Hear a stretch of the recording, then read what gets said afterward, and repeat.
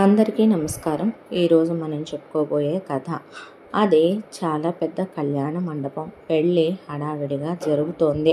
పెళ్లి కూతురు గదిలో ఒక అమ్మాయి అటు ఇటు హడావిడిగా తిరుగుతోంది. ఈలోపు ఆ అమ్మాయి నలుగురు వదినలు అమ్మ లోపలికొచ్చి ఆ అమ్మాయిని వాళ్ళమ్మ లాగి చెంప మీద కొట్టింది. పాపిష్టిదాన, ఎంత పని చేశావే, చెయ్యాల్సిందంతా చేసి ఎంత బాగా నిలబడ్డావే, చిచ్చి దరిద్రపు దాన, నీ వల్ల మా కలలు ఆశలు అన్నీ కుప్పకూలిపోయి మేము నాశనం అయిపోవాలనే చేసావు కదూ, కానీ నిన్ను వదిలేస్తామనుకుంటున్నావేంటే, ఇప్పుడు నువ్వే ఆ శిక్ష అనుభవిద్దు కానీ నువ్వే ఇప్పుడు వెళ్ళి మండపంలో కూర్చొని పెళ్లి చేసుకుందో కానీ మేమేంటో చూపిస్తామే నీకు.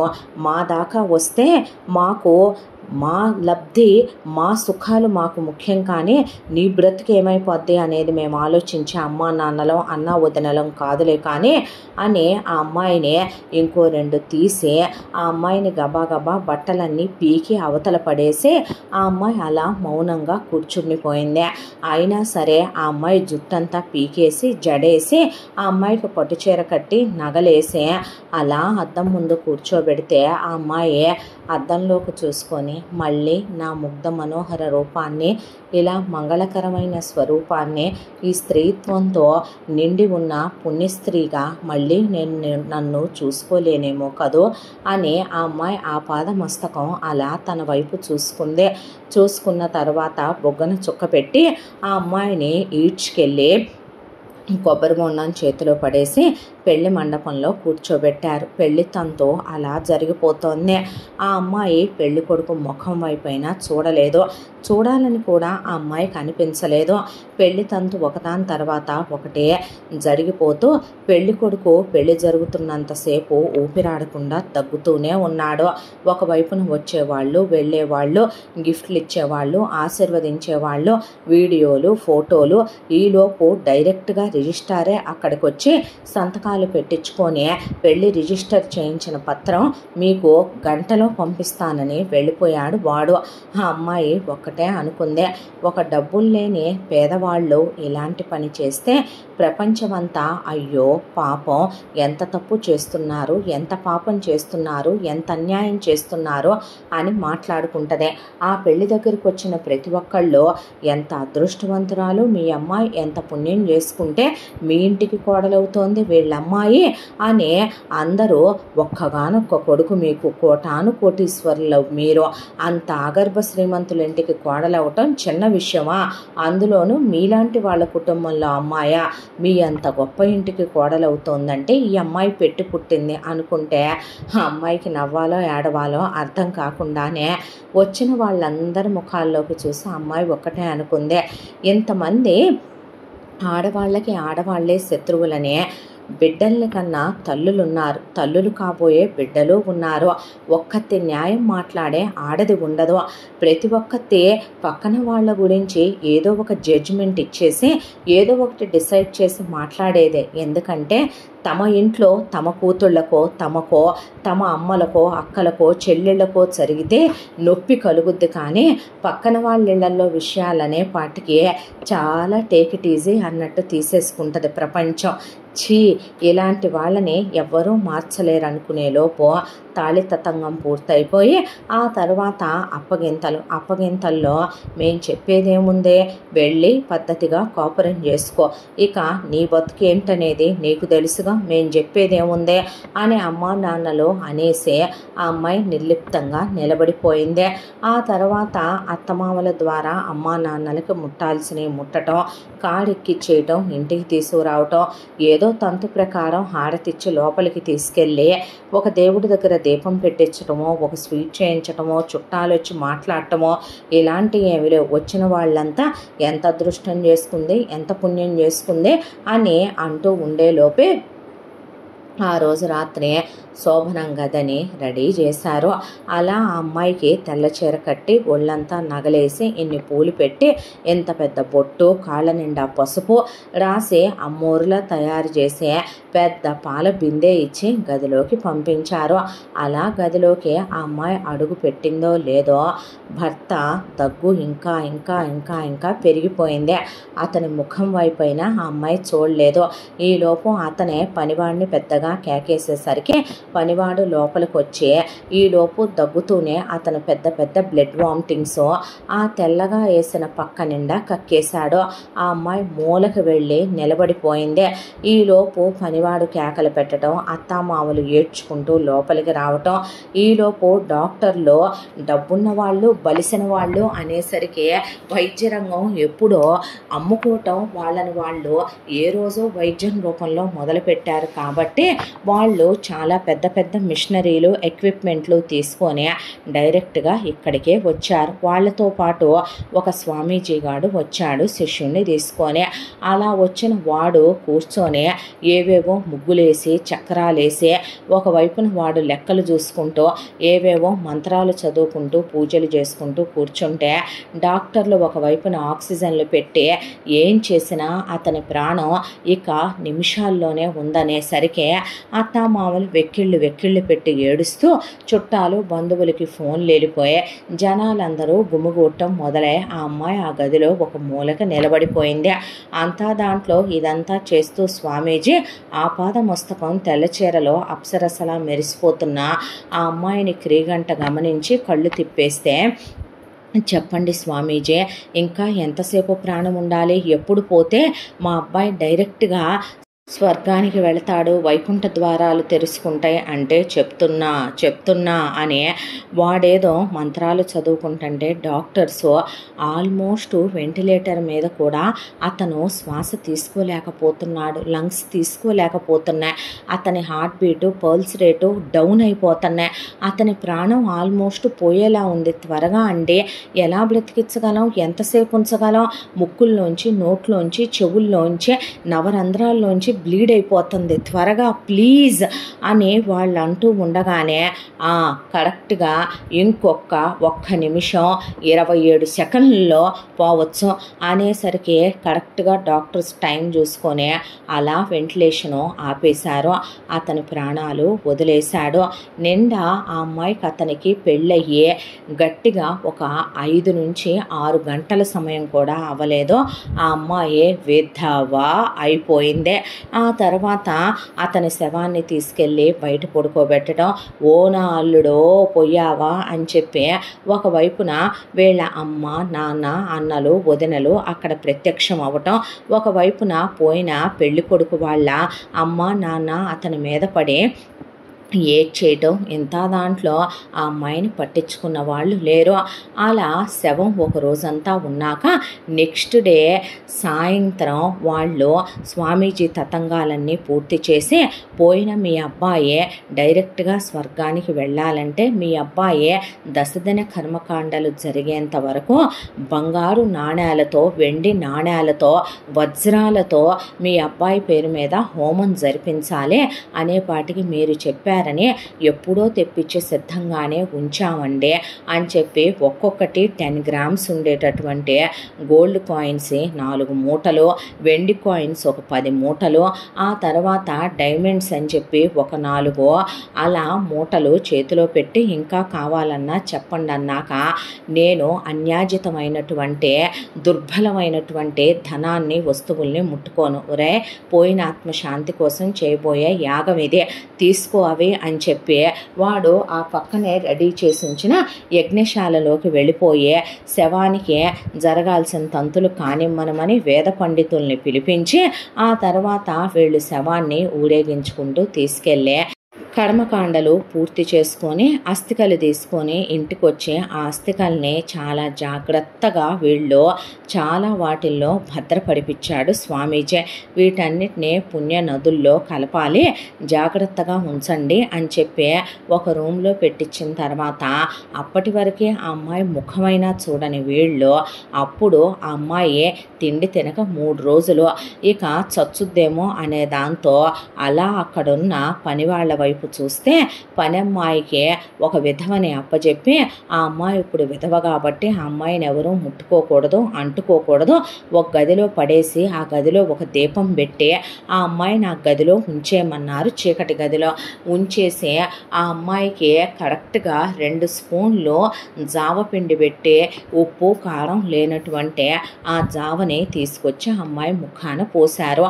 ఈ రోజు నుంచే దశదిన కర్మలు పూర్తయ్యేంత వరకు ఆ విధవ ఆ గదిలోనే ఉండేటట్టు ఆ అమ్మాయికి అలాగే ముద్ద పడేసేటట్టు వీళ్ళు మాట్లాడుకోవటం జరిగిపోయింది.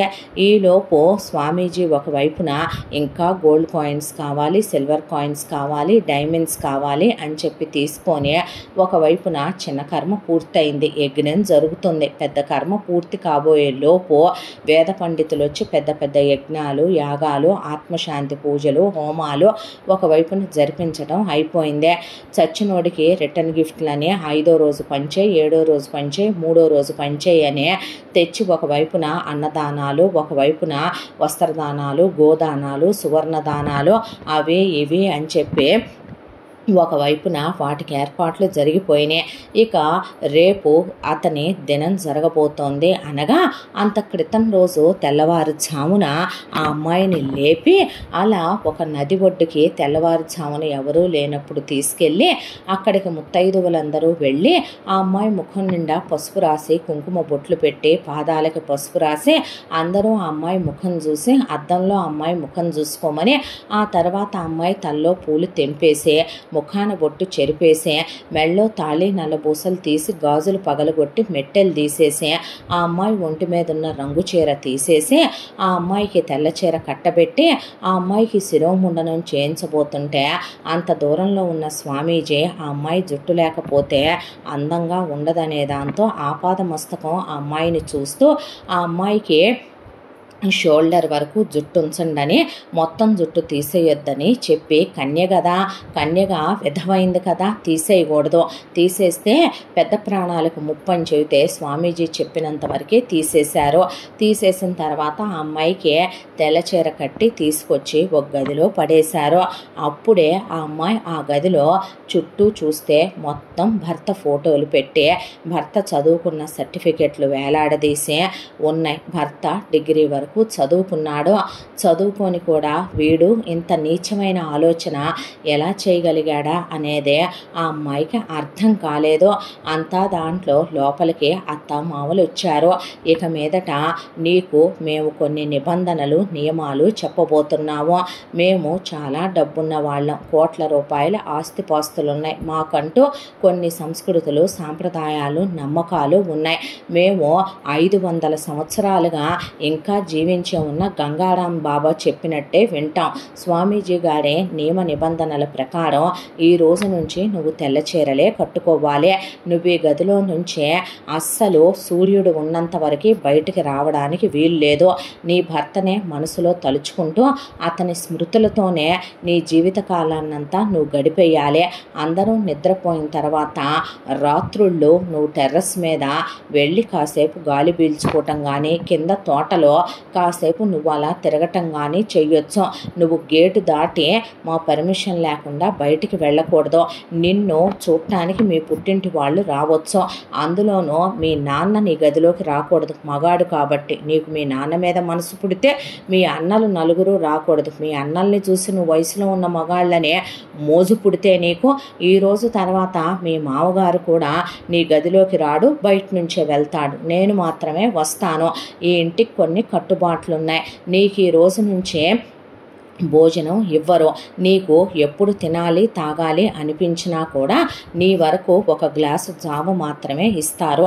అందులో నీకు ఉప్పు కారం ఏది ఇవ్వొద్దనే స్వామీజీ ఆజ్ఞ. నువ్వు ఎన్నిసార్లు కావాలన్నా ఆ జావ తాగొచ్చు, నిన్ను మేమేమి నిర్వధించము. నువ్వు తాగే నీళ్లు చాలా పవిత్రంగా ఉండాలి, అందులో తులసి దళం వేసి ఇస్తుంది. 5 రోజుల పాటు నువ్వు బయటున్నప్పుడు నువ్వు కిందే పడుకోవాలి. ఆ కిందే పడుకున్నప్పుడు నువ్వు చెప్తే మట్టి పాత్రల్లో తీసుకొచ్చి నీకు ఇచ్చేసి వెళతారు. అర్థమవుతుందిగా, నువ్వెవరితో మాట్లాడకూడదు, నాతో తప్ప అని అత్తగారు చెప్పాక ఆ అమ్మాయి ఏమీ మాట్లాడకుండా అలా మౌనంగా కూర్చుండిపోయింది. ఆ తర్వాత ఇలా వీళ్ళమ్మ నాన్నలో మా అమ్మాయిని ఇచ్చాం, ముక్కుపచ్చలాడకుండానే మీ అబ్బాయి పోయి ఇలా జరిగిపోయింది, అల్లుడికి ఆత్మశాంతి పూజలు చేయిస్తాం, హోమాలు చేయిస్తామని వచ్చి కనీసం కూతుర్ని బాధపడకమ్మా, నీ జీవితం ఇలా అయిపోయింది, నీ బతుకు గురించి మేము ఏం చేయాలో ఆలోచిస్తాం, కన్నాం కదమ్మా, గొడ్డుమోతోళ్ళం కాదు కదా అని చెప్పాల్సింది పోయే ఆ అమ్మాయి మొహమైనా చూడకుండా వియ్యాల వాళ్ళ దగ్గరికి వారానికోసారి 10 రోజులకోసారి రావటం, కూతురు ముఖమైనా చూడకుండా వాళ్ళ దగ్గర డబ్బులు కట్టలు తీసుకోవటం, బంగారాలను తీసుకోవటం, వెళ్ళిపోవటం. ఎంత దాంట్లో స్వామీజీ గారి కన్నంతా ఆ అమ్మాయి మీదే ఉంది. ఆ అమ్మాయిని ఎప్పుడెప్పుడు అనుభవిద్దామా, మోజు తీరా ఆ అమ్మాయిని ఎప్పుడు వాడి సొంతం చేసుకుందామా అనే తీరని మోజుతో ఉన్నాడు వాడు. ఇలా రోజులు గడిచిపోతూ తన జీవితం ఏంటో ఆ అమ్మాయికి అర్థం కాక ఆ 4 గోడల మధ్య పోయిన మొగుడి ఫోటోల వైపు అలా చూస్తూ ఆ అమ్మాయి బ్రతుకేంటి అనేది ముగిసిపోయిందని ఆ అమ్మాయికి అర్థమైపోయింది. దాంతో పగలల్లా అత్తామామల కోసం ఎవరో ఒకళ్ళు వచ్చి వెళుతూనే ఉంటారు. రోజు స్వామీజీ గారు వచ్చి వెళుతూనే ఉంటాడు. ఏదో ఒక పూజలు పునస్కారాలు అనే చుట్టాలు బంధువులు అని మధ్యలో వీళ్ళ అమ్మ నాన్నలు అన్నా వదనలో వచ్చి పోతూనే ఉంటారు.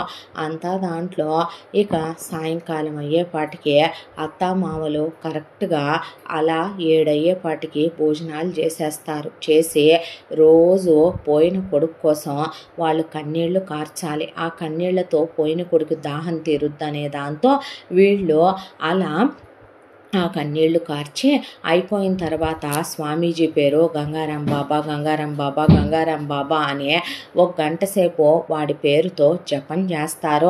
అది అయిపోయిన తర్వాత ప్రతిరోజు భార్యాభర్తలు గృహస్థ ధర్మం ప్రకారం సృష్టి కార్యం చేసుకోవాలనే దాంతో వాళ్ళిద్దరూ క్లోజ్ అయ్యి రాత్రి 10ంటికి ఇల్లంతా సైలెంట్ అయిపోయి బయట పని వాళ్ళకి వరుసగా గుడిసెలేసి ఉంటాయి. ఆ గుడిసెల్లో ఇంట్లో ఉన్న వంటమ్మాయి, పని వాళ్ళు, బయట తోటమాలి, సెక్యూరిటీ, ఒకళ్ళ డ్యూటీలు ఒకళ్ళు మారే అందరూ ఎవరి గుడిసెల్లోకి వాళ్ళు వెళ్ళున్నాక కాసేపు అప్పుడు ఆ అమ్మాయి ఊపిరి తీసుకుంటూ అలా టెర్రస్ మీద దెయ్యం తిరిగినట్టు అలా ఒక్కతి తిరుగుద్ది. ఈలోపు కాస్త మనసు బాగోకపోతే కాస్త ఆ గార్డెన్లో చెట్లు ఊపిరి పీల్చుకుందాం కదా అని చెప్పి కిందకొచ్చి 4 అడుగులు ఆ గార్డెన్లో వేసి అటు ఇటు తిరుగుతూ ఉంటుంది. ఈలోపు పోయిన మొగుడి ఆత్మని స్వర్గలోకంలోకి పంపించాలని స్వామీజీ గారు 4 మండలాల పూజ సంకల్పించి రోజులు గడిచిపోతూ ఇలా ఆ అమ్మాయికి 4 మండలాల పాటు టైం ఎలా గడిచిపోయిందో కూడా తెలియకుండా అలా కాలం గడిచిపోతూ వచ్చింది. ఈలోపు ఇక స్వామీజీ గారు ఒక రోజున పెద్ద ఎత్తున భారీగా హోమం తలపెట్టి అర్ధరాత్రి 12 గంటల సమయంలో ఇంట్లో ఉన్న వాళ్ళందరినీ రమ్మనమని వీళ్ళమ్మ నాన్నల్ని, చుట్టాలు, బంధువులు అందరినీ పిలిపించి భారీ ఎత్తున వాడు ఒక ప్లేట్ నిండా బంగారు నాణ్యాలు, వెండి నాణ్యాలు, ఆ తర్వాత ఒక ప్లేట్ నిండా నగలు, పట్టు వస్త్రాలు, పంచభూతాలంటే వాడు తీసుకునేది 1 డబ్బు కట్టలు, 2 డైమండ్స్ వేసిన నగలు, 3వది బంగారు నగలు, 4వది వెండి నాణ్యాలు, బంగారు నాణ్యాలు, 5 వరకు మాత్రమే తీసుకుంటాడు వాడు. అవన్నీ ప్లేటుల్లో సర్ది అక్కడ పెడితే అందరినీ రమ్మనమని అదుగదుగదుగో మీకు నిజంగా మీరు పవిత్రమైన వాళ్ళే అయితే, ఏ తప్పులు చెయ్యని వాళ్ళే అయితే, మీలో నీతి నిజాయితీ ధర్మం న్యాయం ఉంటే ఆ విధమైన అమ్మాయిని తీసుకురండి అనేపాటికి ఆ అమ్మాయిని తీసుకొస్తే వీళ్ళు పెట్టే ఈ తిండికే ఆ అమ్మాయికి ఈ దిక్కుమాలిన తిండి తిని ఇంకొకళ్ళు అయితే చచ్చి ఊరుకుంటారు. ఆ అమ్మాయి ఎముకలు పోగైపోయి ఆ అమ్మాయి ఒంటి మీద జస్ట్ ఎముకల మీద ఒక లేయర్ తోలు మాత్రమే ఉండేంత పీక్కుపోయింది. ఆ అమ్మాయి మనిషే. ఆ అమ్మాయిని అక్కడ కూర్చోబెట్టమని చెప్పి అదుగో చూస్తున్నారా స్వర్గానికి ఇక్కడి నుంచే మెట్లు ఎలా ఏర్పడ్డాయో, ఆ తర్వాత అదుగో మీ అబ్బాయి మీ వైపు చూస్తూ కన్నీళ్లతో ఒక్కొక్క మెట్టు ఎక్కుతున్నాడు. ఈ జన్మకి రుణం తీరిపోయిందమ్మా, ఈ జన్మకి రుణం తీరిపోయింది నాన్న, మళ్ళీ మీకే పుట్టాలని ఉందే, వచ్చే జన్మంటూ ఉంటే తననే వివాహం ఆడాలని ఉందే అనుకుంటూ అమ్మాయి కనపడుతున్నాడా మా అబ్బాయి నీకు, చూడవే మొగుడేరిపోతున్నాడని ఏడవ్వే అని అత్త టపి టపి మొట్టికాయలేసింది ఆ అమ్మాయికి. ఆ అమ్మాయి నిర్లిప్తతో కూర్చొనుంటే వీడు చెప్పేది అబద్ధమని, వాడు చెప్పేది తప్పుడు మాటలని చాలా క్లియర్ కట్గా అర్థమవుతున్నా వీళ్ళందరూ పవిత్రమైన ఆత్మలు కలిగిన వాళ్ళు, ఏ తప్పు చేయని వాళ్ళనే ఒకవైపున ఆ అమ్మాయి వాళ్ళ అమ్మకి నాన్నకి అన్నలకి వదినలకి అత్తకి మామకి అక్కడున్న వేద పండితులకి వచ్చిన చుట్టాలు పక్కాలు అందరికీ కూడా మొగుడు అలా తెల్లని మెట్ల మీద ఆత్మ ఎక్కుతూ వెళుతున్నట్టు మాకు కనపడుతుంది, మాకు కనపడుతున్నాడు అని వీళ్ళందరూ చెప్తూ బంగారు తలుపులు అలా తెరుచుకున్నాయి. చూసారా వెళ్ళిపోతున్నాడు, వెనక్కి తిరిగి అయ్యా అంటే మళ్ళీ మీకే పుడతాను ఏడవద్దని చెప్తున్నాడు. తన ఆత్మశాంతికి మీరు చేయాల్సినవన్నీ చేయమని చెప్తున్నాడు. అదిగో వెళ్ళిపోయాడు తలుపులు మూసుకుపోయినాయి అన్నాక మళ్ళీ అంతా చీకటి అన్నాడు స్వామీజీ. అనేసరికి వీళ్ళు కాసేపు ఏడుపు కార్యక్రమాలు అయ్యాక శిష్యుల్ని అవి తీసుకొని బయలుదేరండ్రా అన్న తర్వాత రేపు నేను వచ్చి మీ కోడలకి కాస్త జ్ఞానబోధ చేసి వెళతాను. భర్త పోయిన తర్వాత విధవైన స్త్రీ ముండమోపి ఎలా ఉండాలో చెప్పాల్సిన ధర్మం నాకుందిగా అన్నాక అలాగే స్వామీజీ అన్న తర్వాత వాడు వెళ్ళిపోయాడు. ఎటు వాళ్ళు అటు వెళ్ళిపోయి తెల్లారే రాత్రికి వాడు వచ్చాడు. వచ్చి వీళ్ళ అత్త మామల్ని మీరు హాల్లోనే కూర్చోండి, నేను పైకి వచ్చేటప్పుడు మీరు రావద్దు, నా చుట్టూ ఆత్మలు తిరిగితే మీరు భయపడతారనే వాడు గదిలోకి వచ్చిన తర్వాత కూర్చొని ఆ అమ్మాయి ఎదురుగా ఏమన్నా అందంగా ఉన్నావా, వయసులో ఉన్నావు, పిట్ట పోతున్నాయి అందాలన్నీ ఎప్పుడెప్పుడు ఊడిస్తూ బయటపడిపోదామా వివస్త్రవైపోయి అని నన్ను దోచుకోమని తొందర పెడుతున్నాయి. నిద్రపోతుంటే నా కళ్ళల్లో నువ్వే, మొగుడు పోయినంత మాత్రాన కోరికలు కట్టడి చేసుకోవాల్సిన అవసరం లేదు, నీకు కావలసిన అన్ని సంసార సుఖాల్ని నేను ప్రసాదిస్తాను, పిల్లలు పుట్టకుండా నీ కోసం చూడు ఎన్ని రకాల కాండోమ్స్ తెచ్చానో, ఈ విషయం మీ అత్తామావకు తెలియనివ్వను, బయటికి రానివ్వను, రా అనే నీ జుట్టు నేనే తెలుసా గుండు చేయనివ్వలేదో, వీపు వరకు ఉంచితే మళ్ళీ పిరుదుల దాకా పెరిగింది నీ జుట్టు, నీ అందం నన్ను మత్తెక్కిస్తోంది, కసెక్కిస్తోంది, రమ్మనమని ఆ అమ్మాయిని పట్టుకునేసరికి లాగి పెట్టి కొడితే వెళ్ళి కింద పడ్డాడు వాడు. ఉడయ్ నువ్వు పెద్ద బ్రోకర్ వెదవ్వని, నువ్వు పెద్ద రాస్కెల్వని, స్కౌండ్రల్వని, ఈడియట్వని నాకు బాగా తెలుసురా, డిగ్రీ సెకండ్ ఇయర్ వరకు చదువుకున్న దాన్ని నేను, నువ్వు నీ స్థాయి హోదా మర్చిపోయి ఏదో నా మీద హక్కున్నట్టు రెచ్చిపోయి నీ ఇష్టం వచ్చినట్టు చెప్తే వాళ్ళు నమ్మి నిన్ను నెత్తికెక్కించుకుంటారేమో, పిచ్చి పిచ్చి వేషాలు వేసుకుంటూ నాతో అతి చనువు ప్రదర్శిస్తూ పోయినవాడు ఎటూ పోయాడో, కష్టమో నిష్ఠూరమో నా జన్మకి దేవుడు రాసిన ప్రాప్తం ఇదేననుకొని బ్రతకడానికైనా నేను సిద్ధం. కానీ నువ్వు ఇంకొకసారి ఇలాంటి వేషాలు వేసుకొని నా దగ్గరకు వచ్చావో నీ బొందిలో ప్రాణం తీసేస్తాను, కుక్క బయటికి నడవరా, నీ వయసు 500 ఏళ్ళు ఎలా అయిందో, నువ్వు వీళ్ళ దగ్గర ఎంతెంత తీసుకొని మోసం చేస్తున్నావో మొత్తం వెళ్ళి పోలీస్ స్టేషన్కి పోలీసుల ముందు బయట పెట్టి వీధికెక్కించి మీడియాని పిలిచి కుక్కని కొట్టినట్టు కొట్టిస్తా నిన్ను, పోరా బయటికి అనేపాటికి నీ అంతు చూస్తానే, నేనేంటో చూస్తావే నువ్వు, ఈ ఇంట్లో నుంచి నువ్వు ఎలా బయటికి వెళ్తావే, ఈ ఇల్లు నీకు పంజరం బందికాన, ఊపిరాడకుండా నరకం పెట్టిస్తా నిన్ను వేళ్లతో, నీ అమ్మ బాబులు నీ ఫ్యామిలీ ఎలాంటిదే, నేను నడిపించినట్టు నడుస్తారే నీ అత్తామామలు, చూస్తావు నీకై నువ్వే మోకాళ్ళ మీద కూర్చొని నా పేగులు మెలిపెట్టేంత బాధ కలుగుతుంది. ఈ నరకం నేను భరించలేను. నీకు కావలసిన సుఖాన్ని నేను అనుభవిస్తాను ప్రియా, నన్ను అనుభవించని. నువ్వే నా మీద మోజుతో పిచ్చెక్కిపోయి వచ్చి నా మీద పడి నా కాళ్ళు పట్టుకొని నిన్ను సుఖపెట్టమని అడిగేలా చెయ్యకపోతే నేనేంటో చూస్తావే నువ్వని అక్కడి నుంచి బయటకు వచ్చాడు. ఆ అమ్మాయి బాధతో దిగులతో తలుపులు మూసేసుకొని అలా కళ్ళల్లోంచి ధారలుగా నీళ్లు కారిపోతూ అలా తల గోడకేసి కొట్టుకొని అలా కూర్చుండిపోయింది. కింద గోడ కానుకొని ఇంత దాంట్లో ఆ అమ్మాయికి ఏదైనా చేయకూడని పనులు చేయాలనే కోరికలు కలుగుతున్నాయి, ఆశలు కలుగుతున్నాయేమోనని అత్త 100 సార్లు ఇన్స్పెక్షన్కి వస్తుంది. మామ రోజు 10 సార్లు రౌండ్స్కి వస్తాడు. ఇల్లంతా బయట కిటికీలో నుంచే ఆ అమ్మాయిని తొంగి చూసి వెళతారు. ఆ అమ్మాయికి ఏం కావాలన్నా కూడా మంగ అని పిలిస్తే వస్తున్నాను అమ్మాయి గారు అనే మంగ వచ్చి ఆ అమ్మాయికి ఒక గ్లాసు జావా, ఆ అమ్మాయికి ఒక గ్లాసు మంచినీళ్ళు అక్కడ పెట్టేసి వెళ్ళిపోద్ది. ఆ అమ్మాయి రోజు 4 సార్లు చన్నీళ్ళ స్నానం చెయ్యాలి. కోరికలు కలగకుండా చేసిందా లేదా, 4 జతల బట్టలు వచ్చినాయా లేదా, ఆ అమ్మాయికి ప్రతి నెల పీరియడ్స్ వస్తున్నాయా లేదా, రోజు ఆ అమ్మాయి బెడ్షీట్ చెక్ చేస్తారు, రోజు ఆ అమ్మాయి బాత్రూమ్ చెక్ చేస్తారు, రోజు ఆ అమ్మాయి బట్టలను చూస్తారు. ఆ అమ్మాయికి అసహ్యం వేసిపోయి చీ విధవ జీవితం అనుకోని ఈ బ్రతుకు ఇక బతికున్నంతకాలం ఇలా బతకాల్సిందేనా నేను అనుకోని దుఃఖాన్ని పంటి కింద పెట్టుకొని ఇలా బ్రతుకుతూ ఉండగా ఒకరోజు స్వామీజీ గారు ఊగిపోతూ వీళ్ళ ఇంటికి వచ్చాడు. మీ అబ్బాయి ఆత్మ ఘోషిస్తోంది, మీ అబ్బాయి ఆత్మ శోకిస్తోంది. తన ఆబ్దికం జరిగేలోపు మనం అనుకున్న ప్రకారం మీ అబ్బాయి అస్థికలన్నీ పుణ్య నదుల్లో సముద్ర తీరాల్లో కలిపి మీరు అతని భార్య అయిన అతని ఇల్లాలితో మీ కోడలితో నేను చేయించవలసినవన్నీ చేయించి తీసుకొని రండి, మీరు బయలుదేరి వెళ్ళండి అన్నాడు.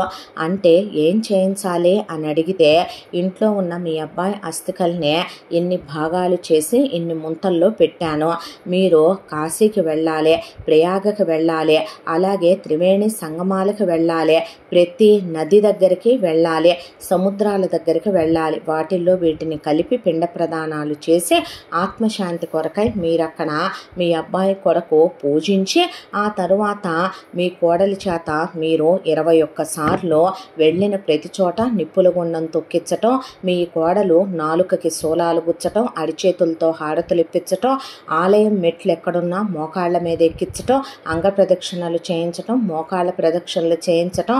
ఆ తర్వాత మీ కోడల్ని గుళ్ళో ప్రసాదమైన మీరు తీపి తిననివ్వకూడదు, తీర్థం వరకు ఎలాంటి ప్రాబ్లము ఉండదు, మీ కోడలికి ఇదే జాబ్ ఇవ్వాలి, మీ కోడలు గుళ్ళో నిద్రలు చేయాలి, మీరు వెళ్ళేటప్పుడు మీరు మంగమ్మను కూడా వెంట తీసుకెళ్ళి మీ కోడలకు కాపలా ఉంచండి, మీరు ఏ హోటల్ రూమ్లో ఉన్నా పర్వాలేదు, మీరు సృష్టి కార్యం మానొద్దు, మీ అబ్బాయి మళ్ళీ వచ్చే జన్మలో మీకే పుట్టాలంటే మీరు తల్లిదండ్రులని మీ అబ్బాయి గుర్తుపెట్టుకునే విధంగా మీ ఇద్దరి అన్యోన్యత గృహస్థ ధర్మం ఉండాలి అని చెప్పి ఆ అమ్మాయిని అలా చూస్తూ ఆ అమ్మాయి దగ్గరికి వెళ్ళి ఆ అమ్మాయి చెవి దగ్గర మర్యాదగా నేను చెప్పినట్టు వింటాను అన్నావనుకో, వాళ్ళిద్దరినీ పంపించి నిన్ను ఆపేస్తాను, ఆ అన్ని రోజులు కూడా నువ్వు నాతో సుఖపడొచ్చు, నన్ను సుఖపెట్టొచ్చు, లేదు కాదు కూడదు అన్నావనుకో నీ బ్రతుకు కుక్కలు చింపిన విస్తరి చేసి తెస్తారే వీళ్ళు అనేసరికి ఆ అమ్మాయి మీరెప్పుడు బయలుదేరాలో చెప్పండి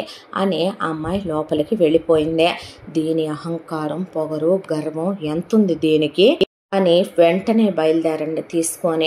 మరి బయటున్న 5 రోజులు పర్వాలేదు మంగుందగా అక్కడే ఒక గది తీసుకుని ఆ గదిలో పడేసి ఉంచండి 5 రోజులు అని చెప్పి వెళ్ళిపోయాడు ఆ స్వామీజీ గారు. ఆ తర్వాత కానివు మంగ అనే ఇంటికి తాళాలు వేసుకొని వెళ్ళబోతూ స్వామీజీ గారు ఒక్కసారి రావాలి మీరని ఫోన్ చేస్తే ఏమిటమ్మా అనేసరికి మీరు మా కోసమని హిమగిరి మీరు ఎక్కి మరీ హిమాలయ హిమాలయాల నుంచి మా కోసం తెచ్చిన దేవగిరి వృక్షాలు, మొక్కలు, మీరు తెచ్చిన అమూల్యమైన మూలికలతో ఉన్న మొక్కలు అవన్నీ ఉన్నాయి కదా, వాడిపోకుండా ఏం చెయ్యాలంటారో?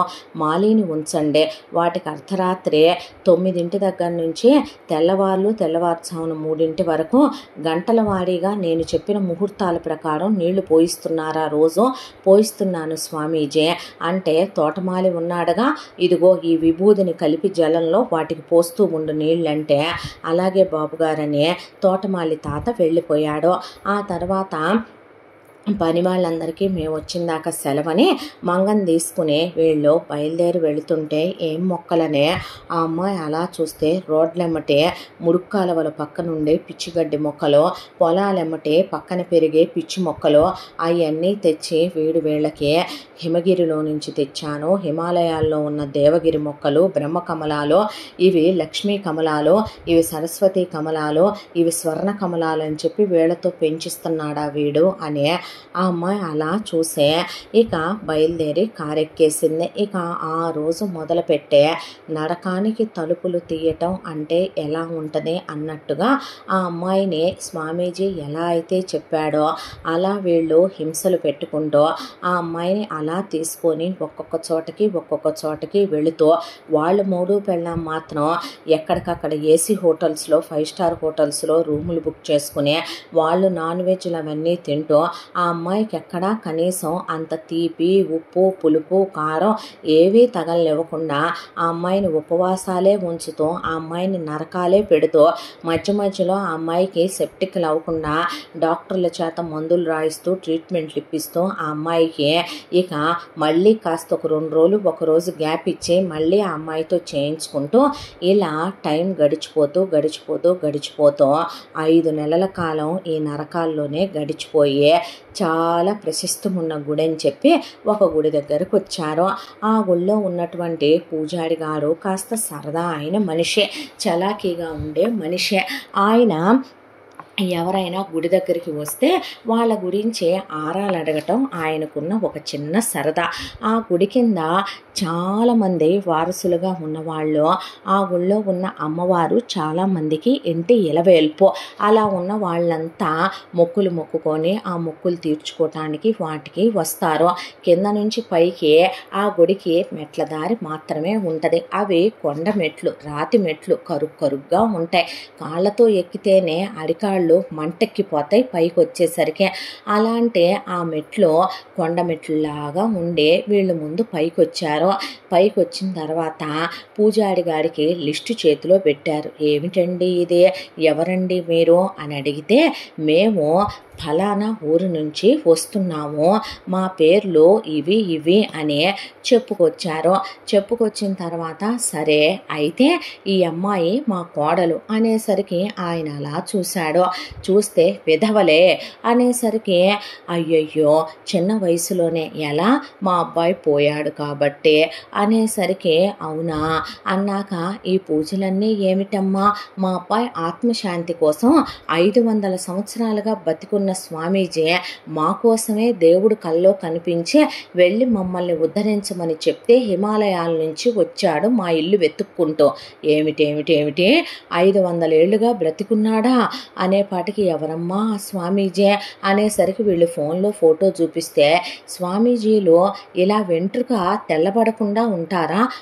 స్వామీజీలంటే మూలికలు అవి తింటారు కదా, మా ఇంట్లో కూడా ఎన్నో రకాల ఔషధ మూలికలు కలిగిన మొక్కలు పెంచుతున్నాం మేము కూడాను.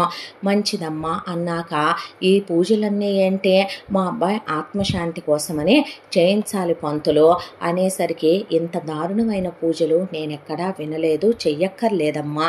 మా బ్రాహ్మణత్వంలోని స్త్రీలు కూడా భర్తను పోగొట్టుకున్న వాళ్ళు ఉండేవాళ్ళు. ఒకప్పుడు మా వాళ్ళల్లో కూడా మరీ ఎక్కువగా సాంప్రదాయాలు అవలంబించేవాళ్ళు, కానీ మూఢనమ్మకాల రోజుల్లో ఈ రోజుల్లో మరీ ఇంత దారుణంగా ఎవరూ ఉండట్లేదు.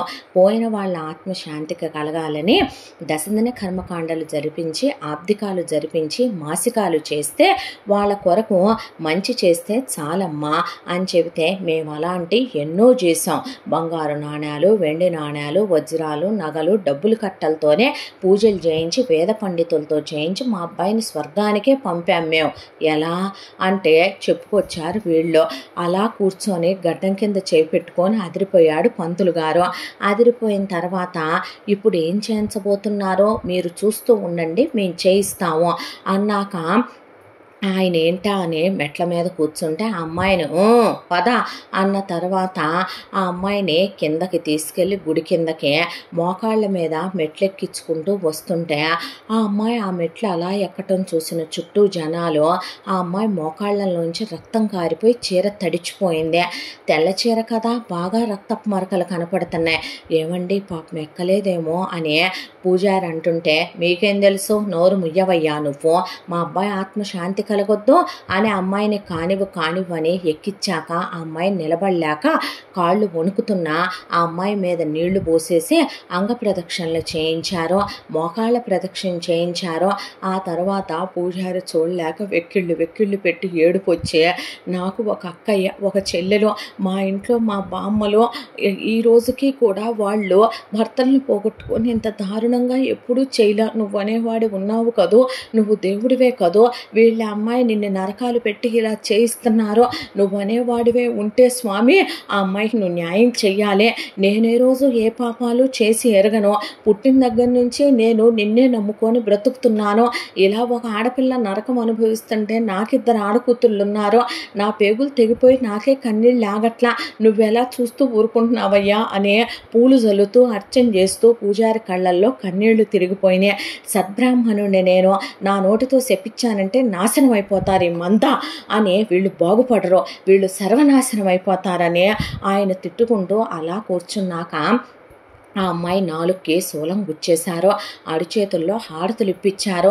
ఆ అమ్మాయికి నేల భోజనం అని నేల మీద జావు పోసి ఆ జావ అమ్మాయిని కుక్కల్లే కతకమంటే ఆ అమ్మాయి చేత్తో తీసుకొని ఆ జావను తాగుతుంటే ఆయన అలా చూస్తూ ఎంతకన్నా దారుణం ఎక్కడైనా ఉందా అనే గజగజలాడిపోయే చలిలో ఆ అమ్మాయి చేత బట్టల మీదే 4 సార్లు బావిలో నీళ్లు తోడిచ్చి పోసి 21 సార్లు నిప్పుల గుండం తొక్కాలని గుండం రాజేయించితే ఆయన ఏదో ఒకసారేననుకోనే ఒకసారి అయ్యాక కుప్పకూలిపోయి కూర్చుండిపోయే, ఎందుకండి ఇన్నిసార్లు అంటే 21 సార్లు నడిచి తీరాలని మా స్వామీజీ చెప్పాడంటే వాడిని కుక్కను కొట్టినట్టు కొట్టేవాళ్ళు ఒక్కళ్ళు లేరా, అసలు ఇంత పాపం ఎక్కడైనా ఉందా అని ఆయనతో పాటు గుడికొచ్చిన జనాలందరూ హతాశులైపోయి అలా చూస్తూ నుంచున్నాక ఒకవైపున అమ్మాయిని తీసుకొచ్చి గుళ్ళో వదిలేసి మంగ ఇహ దీన్ని నువ్వు చూసుకో అన్నాక పంతులు గారు తీసుకోమ్మా అని ప్రసాదం ఇస్తే వద్దొద్దు అందులో నువ్వు తీపేసి ఉంటావుగా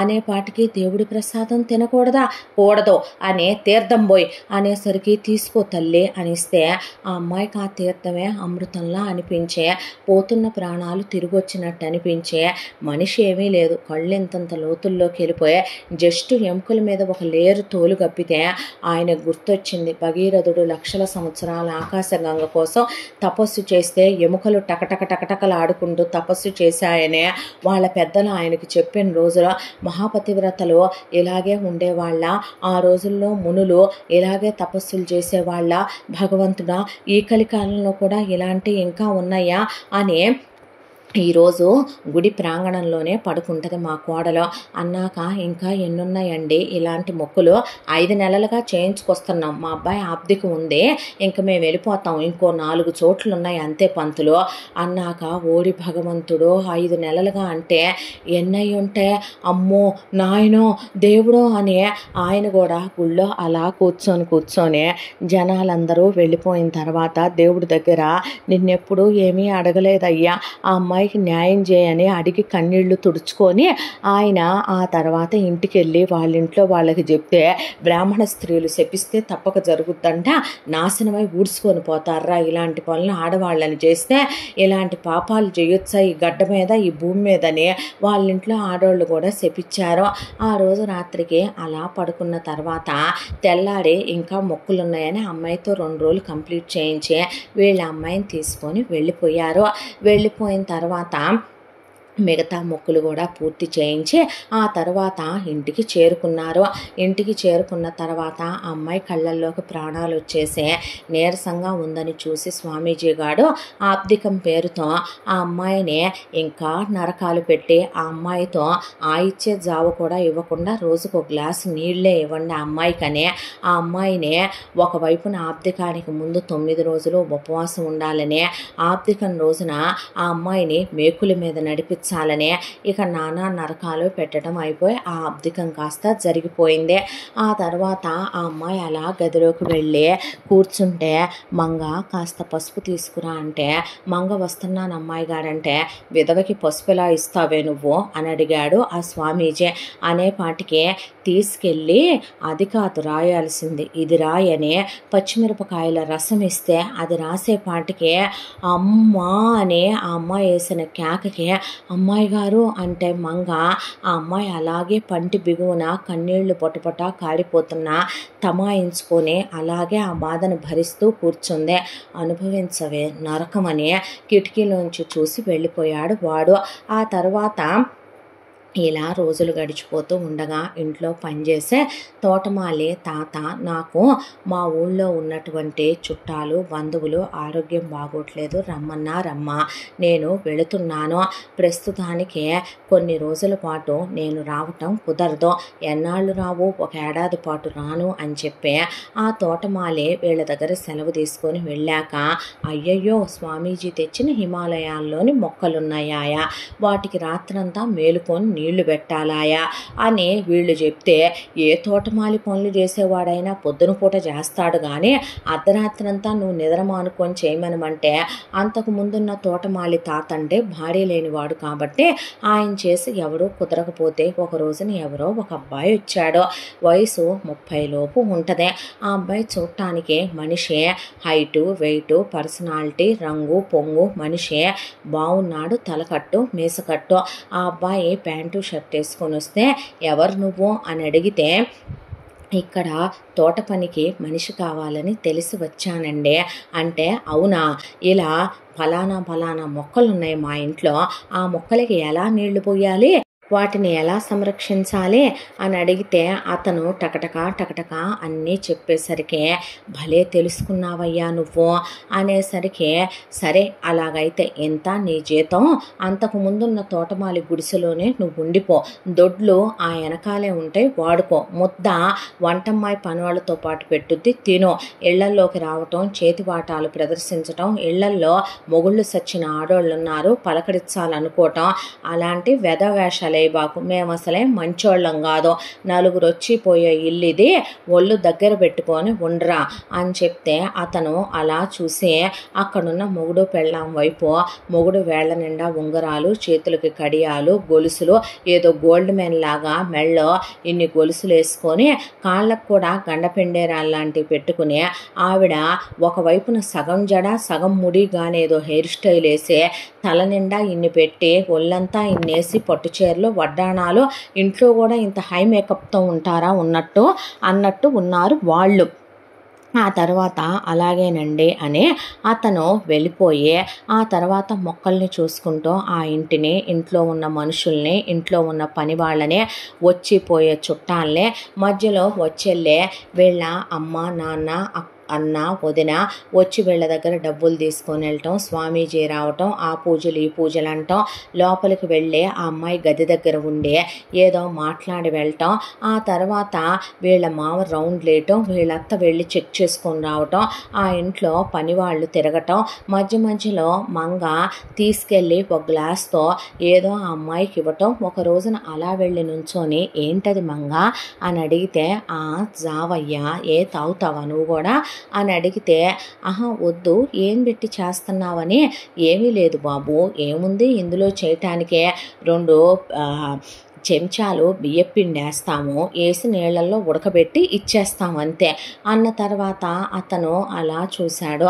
మరి ఇదేంటి, ఒట్టి మంచినీళ్ళు తాగకూడదుగా, తులసాకేసి ఇస్తాం మంచినీళ్ళల్లో అనేసరికి, దేనికి ఎవరికివి, వీళ్ళ అబ్బాయి గారు చచ్చిపోయాడు, వీళ్ళ కోడలు గారు మళ్ళాగా అన్ని ఆహారాలు తినకూడదు, అందుకని ఆ ముండమోపిది విధవ కదా, ఇలాగే ఇవ్వాలి బాబు అన్న తర్వాత అతను అలా చూస్తూ ఉన్నాడు. ఆ తర్వాత ఆ అమ్మాయి ఎప్పుడు కనపడుద్దా అని అంతా పని చేస్తూ అతని కళ్ళు వెతుకుతూ ఉన్నా, పొద్దున్నుంచి సాయంత్రం వరకు ఆ ఇంటికి ఎవరో ఒకళ్ళు వచ్చి వెళుతూ ఉండటం. ఆ తర్వాత వీళ్ళు ఇలా పూజలు చేసి, స్వామీజీ జపాలు చేసి, వీళ్ళు సృష్టి కార్యాలు చేసుకొని అంతా అయిపోయిన తర్వాత రాత్రి 10ంటికి కానీ ఆ బంగ్లా నిశ్శబ్దం అవ్వదు. అలా ఒక రోజున ఒక అమ్మాయి తెల్ల చీర కట్టుకొని టెర్రస్ మీద అటు ఇటు తిరుగుతుంటే తలెత్తి అతను అలా చూశాడు. ఆ తర్వాత కాసేపటికి ఆ అమ్మాయి అలా గార్డెన్లోకి వచ్చింది. వచ్చి గార్డెన్లో చెప్పులు కూడా తీసేసి మెత్తగా ఆ గడ్డి మీద నడుస్తూ అక్కడున్న పూల మొక్కల్ని అలా చేత్తో స్పృశిస్తూ, అక్కడ ఒక ఉయ్యాలుంటే ఇంకొకళ్ళు అయితే ప్రేతాత్మో దెయ్యమో అనుకుంటారు. ఆ ఉయ్యాల్లో కూర్చొని ఆ అమ్మాయి వెక్కిళ్ళు పెట్టి ఏడవట్ల, గుక్క పెట్టి ఏడవట్ల, కానీ ఆ అమ్మాయి కళ్ళల్లో నుంచి అశ్రుధారలు అలా కారిపోతూ పౌర్ణమి వెన్నెల వైపు చూస్తూ ఏం ఆలోచించుకుంటుందో ఏంటో. అతను మాత్రం ఆ అమ్మాయిని అలా చూస్తూ ఆ అమ్మాయి వైపు కన్నార్పకుండా కాసేపటికే ఆ అమ్మాయి అలా కళ్ళు మూసుకొని ఉయ్యాల్లో వెనక్కి ఆనుకుంటే వెళ్ళి ఆ అమ్మాయి భుజం మీద చెయ్యేసి కస్తూరి అనేసరికి ఆ అమ్మాయి ఒక్కసారిగా అతని వైపు ఉలిక్కిపడి తిరిగి చూసింది. అది నేను అనేంతలోపు ఆ అమ్మాయి లేచి గబగబా వచ్చి స్లిప్పర్స్ వేసుకొని పరుగులు పెడుతున్నట్టుగా లోపలికి వెళ్ళిపోయింది. ఆ తర్వాత ఆ అమ్మాయి గదిలోకి వెళ్ళి చూద్దామంటే ఆ గదిలో బేసిక్గా లైట్ ఉండదు, అసలు చిన్న దీపం వెలుగుతూ ఉంటుంది. ఆ గదిలోకి వెళ్ళాలన్నా ఇంట్లో వీళ్ళెవరో ఒకళ్ళు ఉంటూనే ఉంటారు. అంతా దానిలో ఆ అమ్మాయి మనసులో ఎవరతను, అతను కస్తూరి అని పేరు పెట్టి ఎలా పిలిచాడు అనే దాంతో మంగమ్మ అంటే, అమ్మ చెప్పండి అంటే, ఎవరు ఆ కొత్తగా వచ్చిన అతను, అతనే అమ్మ, మన తోటమాలి తాత ఊరెళ్ళాడు కదమ్మా, తోట పని చేయడానికి వచ్చాడు, పని అతనా అని చూడడానికి అలా లేడే అనిపించింది కస్తూరికి.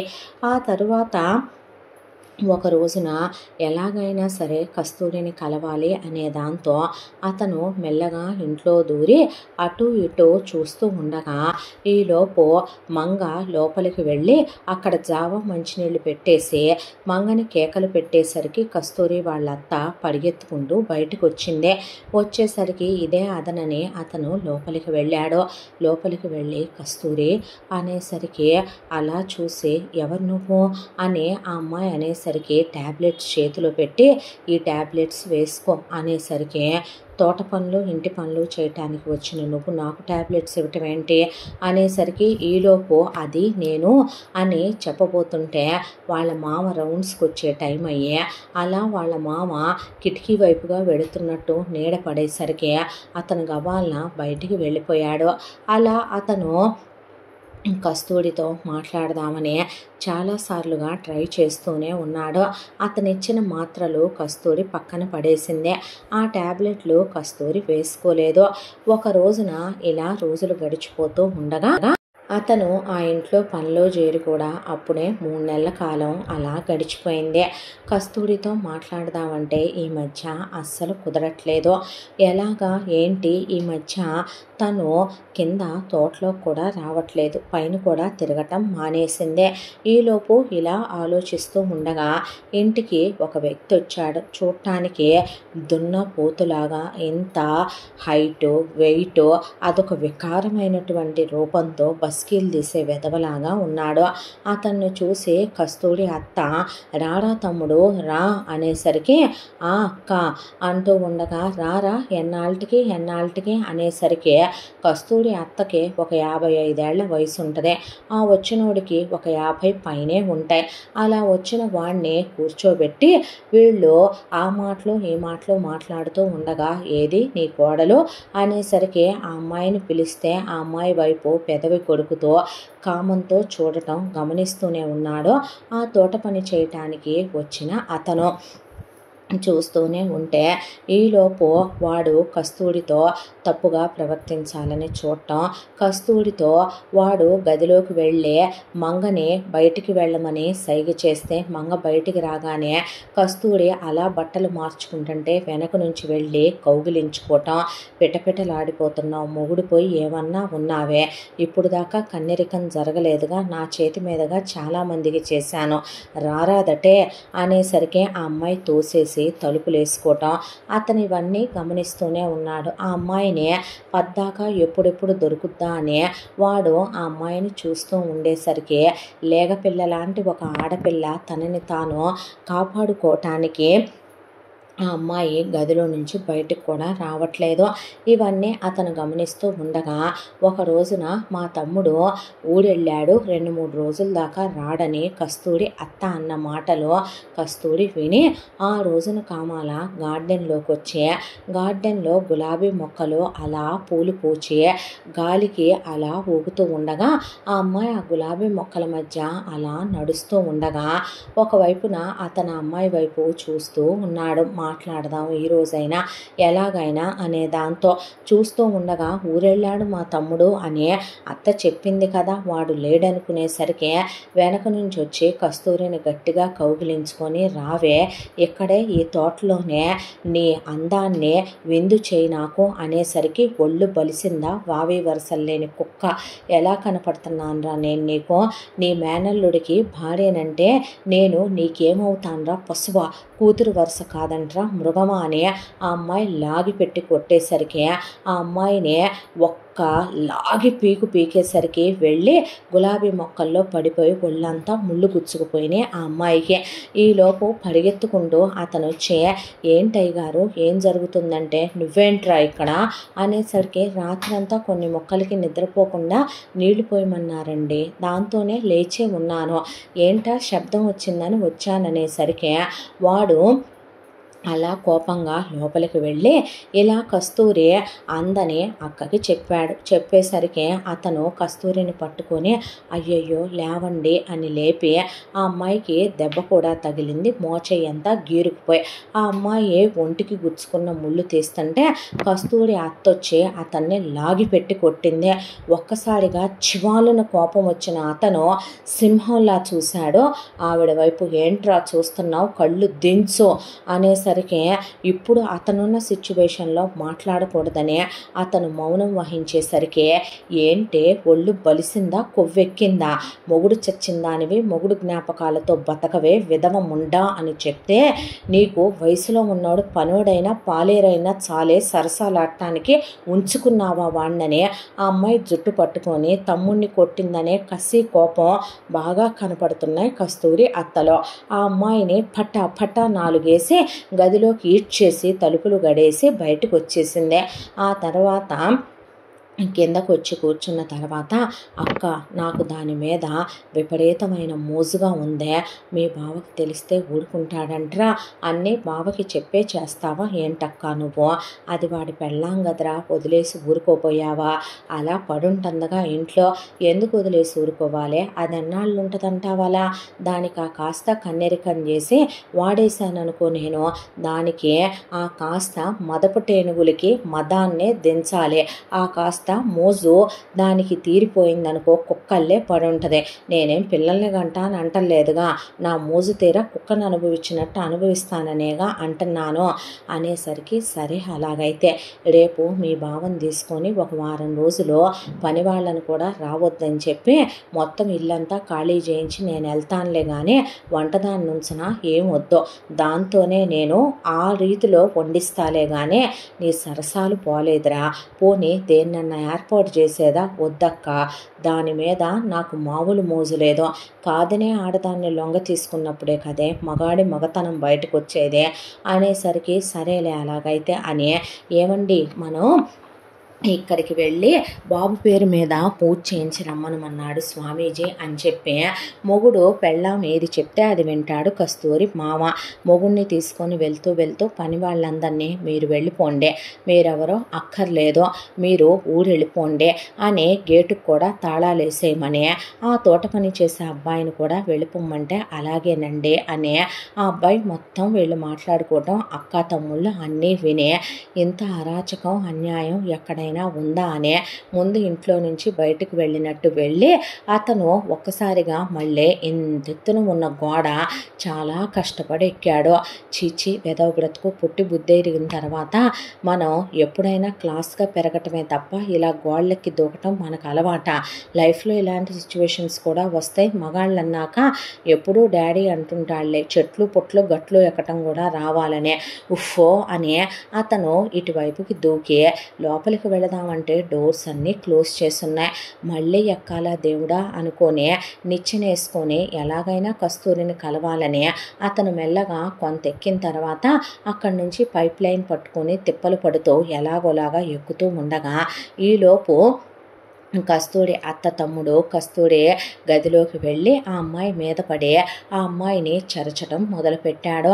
ముందు ఆ అమ్మాయి చీరంతా లాగేసి మంచం మీదకి తోసేసి ఆ అమ్మాయి పెనుగులాడుతుంటే ఏమే లొంగవా అని ఆ అమ్మాయిని కొట్టేసరికి ఆ అమ్మాయి తోసేసి అక్కడున్నాయన్నీ ఇసిరేస్తున్నా కరెక్ట్గా అతను ఇక్కడ వీళ్ళుండే ఫ్లోర్లో దూకి వాడు తలుపులు కూడా వేయలేదు. అతను అలా తలుపు దగ్గరికి వచ్చేసరికి ఆ అమ్మాయిని లాగిపెట్టి నిన్ను మోజు తీరా అనుభవించాలంటే నువ్వు స్పృహలో ఉండకూడదని ఆ అమ్మాయిని విసిరిపెట్టి గోడ కొట్టేపాటికి తలకి దెబ్బ తగిలి అమ్మా అని కస్తూరి కింద పడిపోయింది. ఈలోపు లోపలికి వెళ్ళిన అతను ఏంట్రా నువ్వు చేసే పనిలో అనేసరికి నువ్వేంట్రా దీనికి కాపలా కాయటానికి వచ్చావా, నువ్వేంట్రా దీని విటుడువా అనేసరికి అతను 4 దెబ్బలు వేశాడు. వేసేసరికి ఎంతైనా సరే తోట పని చేసుకోవటానికి వచ్చిన ఇతను ఉన్న పద్ధతి వేరు. ఇతను చూస్తే స్లిమ్ ప్యాక్లో ఫ్యాషన్గా మనిషి, ఇతను వేరేలా ఉన్నాడు హెల్దీగా. కానీ వాడు కసరత్తులు చేసి తాగి గొర్రె పొట్టేళ్ళు తిని దున్నపోతులా బలిసి ఉండేసరికి అవతల అబ్బాయి మీద తిరగబడ్డాడు కస్తూరి అత్త తమ్ముడు. దాంతో అతనికి లాభం లేదనుకొని ఆ అమ్మాయి మీదకు వెళ్ళబోతున్న వాడే మెడకి అతను రెడీగా పెట్టుకున్నట్టు ఒక సిరంజి గుచ్చేసి ఇంజెక్షన్ నొక్కి పడేశాడు. అమ్మా అని వాడు దున్నపోతులా ఉన్నాడు కుప్పకూలిపోయి కింద పడిపోయిన తర్వాత పరిగెత్తుకుంటూ ముందు అమ్మాయి దగ్గరికి వెళ్ళి ఫస్ట్ ఎయిడ్ బాక్స్ ఎక్కడుందే అనేసరికి కింద ఉందేమో అనేసరికి ముందు నువ్వులే అని ఆ అమ్మాయి అలా బట్టలు లేకుండా ఉండేసరికి ముందు ఆ అమ్మాయికి శారీ చుట్టేశాడు. చుట్టిన తర్వాత ఆ అమ్మాయిని అలా అప్లిఫ్ట్ చేసి ఎత్తుకుని ఇంట్లో ఎవరూ లేరు కదా అనే దాంతో ఆ అమ్మాయిని మంచం మీద కూర్చోబెట్టాడు. కూర్చోబెట్టిన తర్వాత కిందకు పరిగెత్తుకుంటూ వెళ్ళి ఆ అమ్మాయి కోసమని ఫస్ట్ ఎయిడ్ బాక్స్ తీసుకొచ్చి చాలా ప్రొఫెషనల్గా ఆ అమ్మాయికి అని చెప్పి ముందు నీట్గా కట్టి ఫస్ట్ ఎయిడ్ చేసి ఆ అమ్మాయికి కుట్లేసేసాడు. కుట్లేస్తే నీకు ఇదంతా ఎలా తెలుసు, అసలు ఎవరు నువ్వు, ఎందుకు వచ్చావు నువ్వు అని అడిగేసరికి ముందు నీ గురించి నువ్వెవరనేది నీకు గుర్తుందా అనేసరికి నా గురించి నాకు నేనెవరో గుర్తుండటం ఏంటి అనేసరికి కళ్యాణి గుర్తుందా నీకు, అక్కయ్య అనేసరికి మీ అక్కయ్య పెళ్లి చేసుకున్న రఘురాం మా అన్నయ్యే, నా పేరు డాక్టర్ అభిరామ్, డాక్టర్ రఘురాం తమ్ముడిని నేను అనేసరికి ఆ అమ్మాయి అలా కూర్చుండిపోయింది. కూర్చుండిపోయాక ఆ అమ్మాయికి ఒక ఇంజెక్షన్ ఇచ్చి కొంచెం నీకు లైట్గా సెడేషన్ ఇచ్చాను, కాసేపు ప్రశాంతంగా పడుకో, ఏదైనా తిందుగానన్నాక అలాగే ఆ అమ్మాయి దగ్గర కూర్చున్నాడు. ఆ అమ్మాయి నిద్ర లేచేసరికి అతను వేడివేడిగా ఆ అమ్మాయి కోసం సూప్ చేసుకొని తీసుకొచ్చి ముందు తాగనేసరికి అన్ని రోజులుగా నోటికి రుచే తెలియని మనిషి కాలిపోతుంది. ఆ సూపు వేడిగా ఉందని అబ్బాయి చెప్తున్నా వినకుండా వేడి కాలే సూపులో ఆ కొంచెం ఉప్పు ఆ కొంచెం పెప్పరే అమ్మాయికి అద్భుతంగా అనిపించి కాలే తాగేసింది. తాగేసిన తర్వాత ఆ అమ్మాయి ఆ అబ్బాయిని పట్టుకొని, మీరు డాక్టరా? అవును అనేసరికి, మీరు ఎలా వచ్చారండి ఇక్కడికి అనేసరికి, అసలు ముందు నువ్వు ఇలా ఎందుకయ్యావో నీ గురించి నువ్వొకసారి నాకు పూర్తిగా చెప్పవా అని అడిగిన తర్వాత, అలాగే ఎందుకు చెప్పను అని అలా గతంలోకి వెళ్ళింది కస్తూరి. మా నాన్న పేరు గంగాధరం, మా అమ్మ రత్నం. మా నాన్న ఏ పని పాట చేయని పోరంబోకు వెధవ. మా తాత ముత్తాతలు మా అమ్మ నాన్నకి బాగానే కట్న కానుకలు ఇచ్చిపోయినా, ఇక ఆస్తిపాస్తులు బాగానే పెట్టినా వీళ్ళిద్దరూ కలిసి వాటిని కడగతినడం మొదలుపెట్టారు. పైగా వీళ్ళకి విపరీతమైన కుల పిచ్చే, డబ్బు పిచ్చే, వీళ్ళకి ఆస్తులు అంతస్తులు అనుభవించాలనే పిచ్చే, వీళ్ళ కామానికి గుర్తులు అన్నట్టుగా వీళ్ళకి మగపిల్లలంటే విపరీతమైన ప్రేమ. దాంతోనే మా అమ్మకు ఆపరేషన్ అంటే భయం అనే దాంతో ఉన్న కడుపులు ఉండగా పోయిన కడుపులు పోను 4 అన్నయ్యలు పుట్టారు ముందు. ఆ తర్వాత మేమిద్దరం కూడా మగపిల్లలమే పుడతామనుకుంటే అక్క కళ్యాణి, ఆ తర్వాత నేను కస్తూరి పుట్టాము. ఆడపిల్లలం పుట్టామని చిన్నప్పటి నుంచే మమ్మల్ని కొట్టని దెబ్బలు లేవు, పెట్టని హింసలు లేవు. మమ్మల్ని నరకానికే గురి చేసి పెంచారు అమ్మా నాన్నలు. కొడుకులంటే విపరీతమైన ఇష్టం, కూతుళ్ళంటే చాలా చిన్న చూపు. దానికి తోడు మమ్మల్ని గురించి అసలు మంచి చెడు పట్టించుకునే వాళ్ళు కాదు. అక్కకి నేను, నాకు అక్క తోడు. పేరుకి అక్క చెల్లెళ్ళం అన్న మాటే కానీ, అది నాకన్నా 1 సంవత్సరం ముందు పుట్టిందన్న మాటే కానీ, అక్క చాలా అమాయకురాలు, చాలా సెన్సిటివ్. చిన్నప్పటి నుంచి తగని మెతక. అమ్మ చాలా ఘోరంగా కొట్టుద్ది అక్కనైనా నన్నైనా. చిన్నప్పటి నుంచి నేను చురుకు, షార్ప్, సమయానికి తగినట్టుగా తెలివితేటలతో చలాకీగా నవ్వుతూ నవ్విస్తూ అక్క బాధను మర్చిపోయేలా చేసి అక్కకే అమ్మనైపోయాను నేను. ఇక నేనుంటే ప్రపంచంలో ఇంకేం అక్కర్లేదన్నట్టుగా నన్ను చూసుకుంటూ బ్రతికేదే మా అక్క. ఇంత దాంట్లో అమ్మ నాన్న స్కూల్కి పంపించకపోయినా చదువుకోవటం అంటే నాకు దానికి ఇష్టం. దాంతోనే ఇద్దరం వేలు పట్టుకొని అమ్మ ఇంట్లో పాచి పని చేయమని కొడితే ఇంటి పనులన్నీ చేసేసి అన్నం కూరలు ఉండి అక్కడ పడేసి చెరో బాక్సు కట్టుకొని గవర్నమెంట్ స్కూల్కి వెళ్ళి అలా గవర్నమెంట్ స్కూల్లో చదువుకుంటూ, అది నాకు నేను దానికి సాయం చేసుకుంటూ, ఇంటికి వచ్చి కలిసే స్నానం చేసి, కలిసే జల్లేసుకొని, కలిసి వంట చేసి, ఇంటి పని అంతా కలిసే చేసుకుని, కలిసే పడుకుని నిద్రపోయే వాళ్ళం ఇద్దరం ఒక గదిలో. ఇలా పెరుగుతూ ఉంటే చివరికి అక్క మెచ్యూర్ అయినప్పుడు పట్టించుకునే దిక్కులేదు. వయసులో చిన్నదాన్నైనా నేనే దానికి అమ్మనయ్యే, నేనే దాని గురించి పట్టించుకొని చూసుకున్నా. నేనైనప్పుడు అదే చూసుకుంది. ఆ తర్వాత మాకన్నా అన్నయ్యలు పెద్దవాళ్ళు, మమ్మల్ని వాళ్ళు పట్టించుకొని చెల్లెళ్ళవని మంచి చెడు చూడాల్సింది పోయే గాలి వెదవల్లా తయారయ్యారు, జులాయి వెదవల్లా తయారయ్యారు, పోకిరి సన్నాసుల్లా తయారయ్యే ఇక అడ్డమైన ఆడవాళ్లతో తిరగటం, చెండాలపు చెడు అలవాట్లు, వ్యసనాలు లేని లేవు. దాంతోనే అన్నయ్యలు వయసుకొచ్చారు, చదువు లేదు, సంధ్య లేదు. ఏదో చదివామన్నట్టుగా చదివి అన్నీ తప్పుడు పనులు చేయటమే. ప్రేమిస్తున్నామని అమ్మాయిల్ని మోసాలు చేసి గర్భవతులను చేసి వదిలేయటం, కొట్టడం, తిట్టడం, వీధుల్లో పట్టడం, రౌడీయిజాలు చేయటం, ఇలా చేస్తూ ఉండేసరికి అన్నయ్యలు ఉద్యోగాలు సద్యోగాలు చేయపోయినా, చదువు సంధ్యలు రాకపోయినా అమ్మ ఒక నిర్ణయానికి వచ్చింది. ఇలాగే వదిలేస్తే ఉంపుడు గత్తెలతో తిరిగి అడ్డమైన రోగాలు వస్తాయేమో, వయసుకొచ్చిన కొడుకులు కోరికలను ఎక్కడ చంపుకుంటారని నాన్న మేనగోడళ్ళు ఇద్దరన్నయ్యలకి, అమ్మ మేనగోడళ్ళు ఇద్దరన్నయ్యలకి, 4 పెళ్ళిళ్ళు చేసి వదినల్ని తీసుకొచ్చింది. వచ్చిన వీళ్ళు వెంటనే పిల్లల్ని కనమాకండని వదినలకు కూడా బాగా అంతకుముందు బాయ్ ఫ్రెండ్స్తో తిరిగే అలవాటు ఉంది. తిరుగుబోతు వాళ్ళనే తెచ్చింది అమ్మ.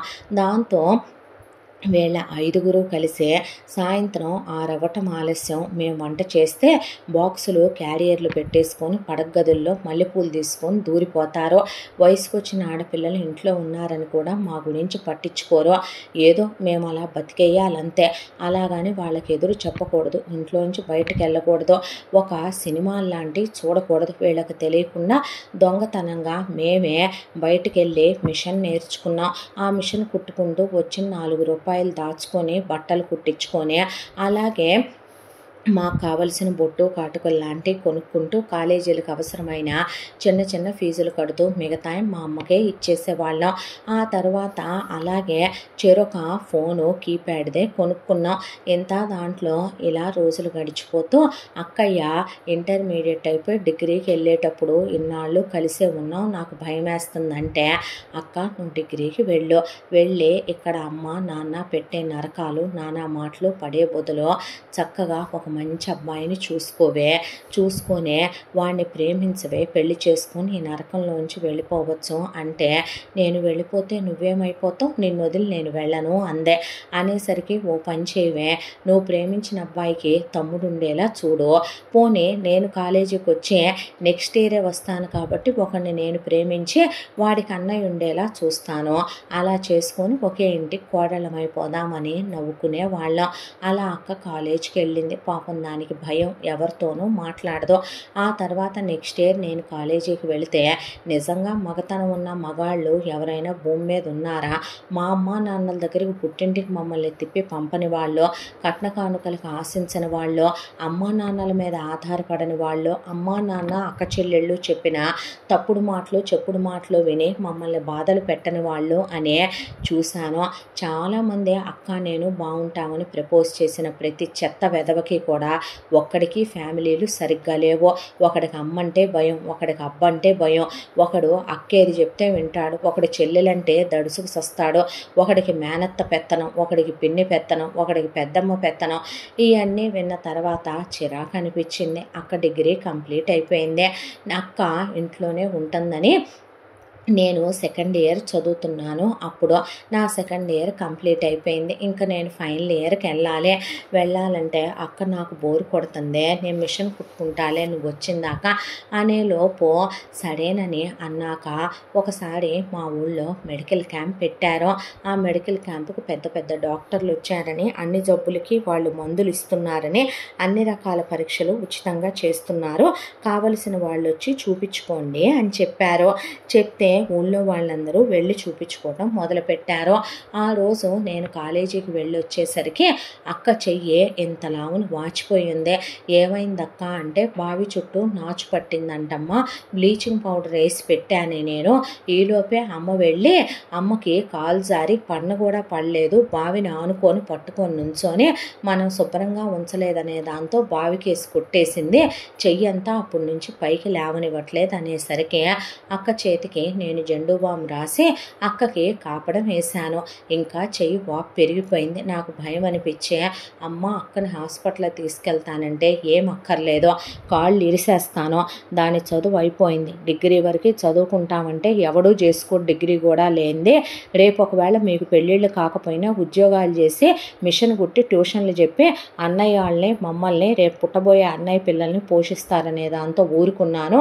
మొహం పగిలిపోద్ది, వేషాలు వేశారంటే దానికి 4వ సంబంధం 5వ సంబంధం అయినా 4 రాళ్ళు కన్యాశుల్కం ఇచ్చే సంబంధాలు చూస్తున్నాననే పాటికి వీళ్ళ జన్మ తగలయ్యా అనిపించిన నేను ఇక అక్కను చూస్తే భయం వేసిందే.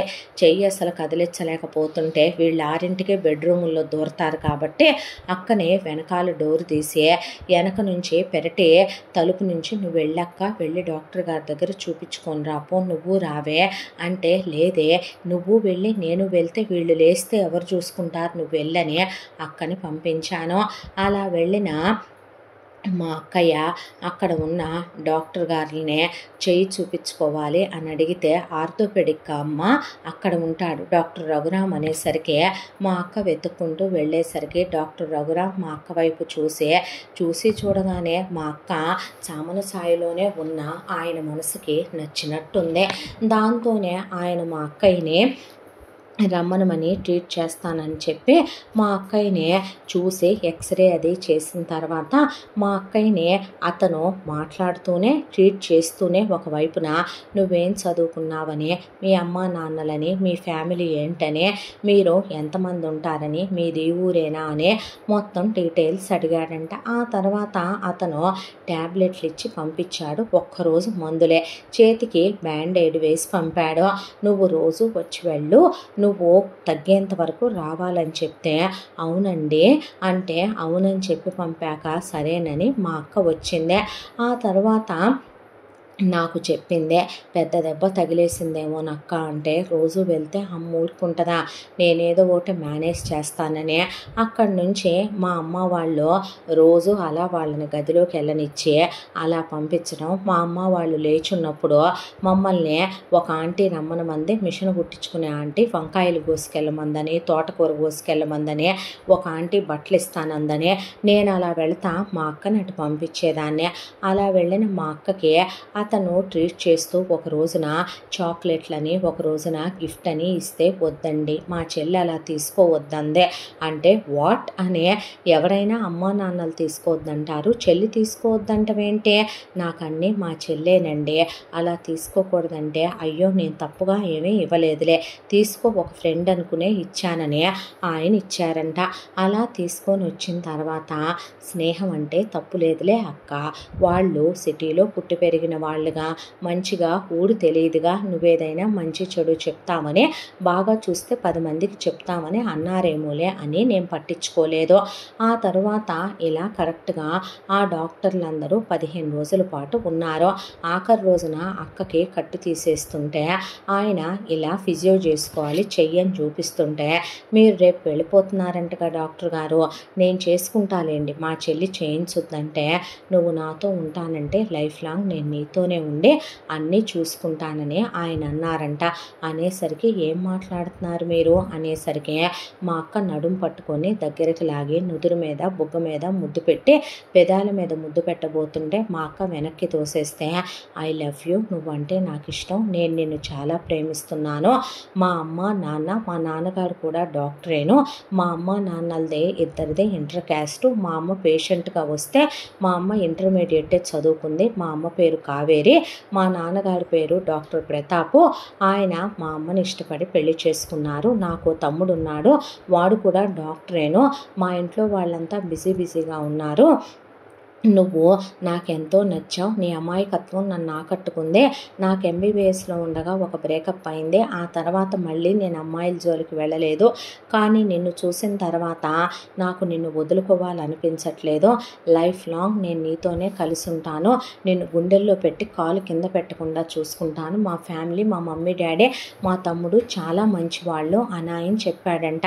కానీ మా అక్క వెనకాల నేనున్నాననే దాంతో భయపడి మా ఇంట్లో వాళ్ళు పెళ్లి ఒప్పుకోరు, నేను ఇలా ప్రేమ వివాహం చేసుకోనంటే అబద్ధాలు ఆడకు, నేనంటే నీకు ఇష్టమని నాకు తెలుసు, నీ మనసు నాకు చెప్తోందే, నువ్వు ఏంటి నీకున్న ప్రాబ్లం, పోనీ ఇంట్లో నుంచి వచ్చేసాయి తీసుకెళ్ళి పెళ్లి చేసుకుంటానంటే, లేదండి నేను అలాంటివి చేస్తే మా చెల్లెల లైఫ్ ఏమైపోద్ది అనేసరికి, మీ చెల్లెల లైఫ్కి మనం ఒక దారి చూపిద్దాం, తీసుకెళ్ళిపోదాం తన్ని కూడా మనతో పాటు అని ఆయన అన్న తర్వాత మా అక్క వచ్చేయబోతుంటే ఆయన చేయి పట్టుకొని, నీకోసం నేను ఇంకా ఇక్కడ ఒక 5 రోజులు ఈ బస్ స్టాండ్ పక్కనే ఉన్న హోటల్లో ఉంటాను, నీకోసం 1000 కళ్ళతో ఎదురు చూస్తూ ఉంటాను, నువ్వు వస్తే నిన్ను తీసుకొని వెళ్ళి పెళ్లి చేసుకుంటాను, మీ చెల్లెల లైఫ్ గురించి మనిద్దరం కలిసి ఆలోచిద్దాము, ఆ తర్వాత మీ చెల్లికో మంచి లైఫ్ నేను ఏర్పాటు చేస్తాను, లేదు నువ్వు రాలేదంటే లైఫ్ లాంగ్ రిగ్రెట్తో బాధపడుతూనే వెళ్తాను అని ఆయన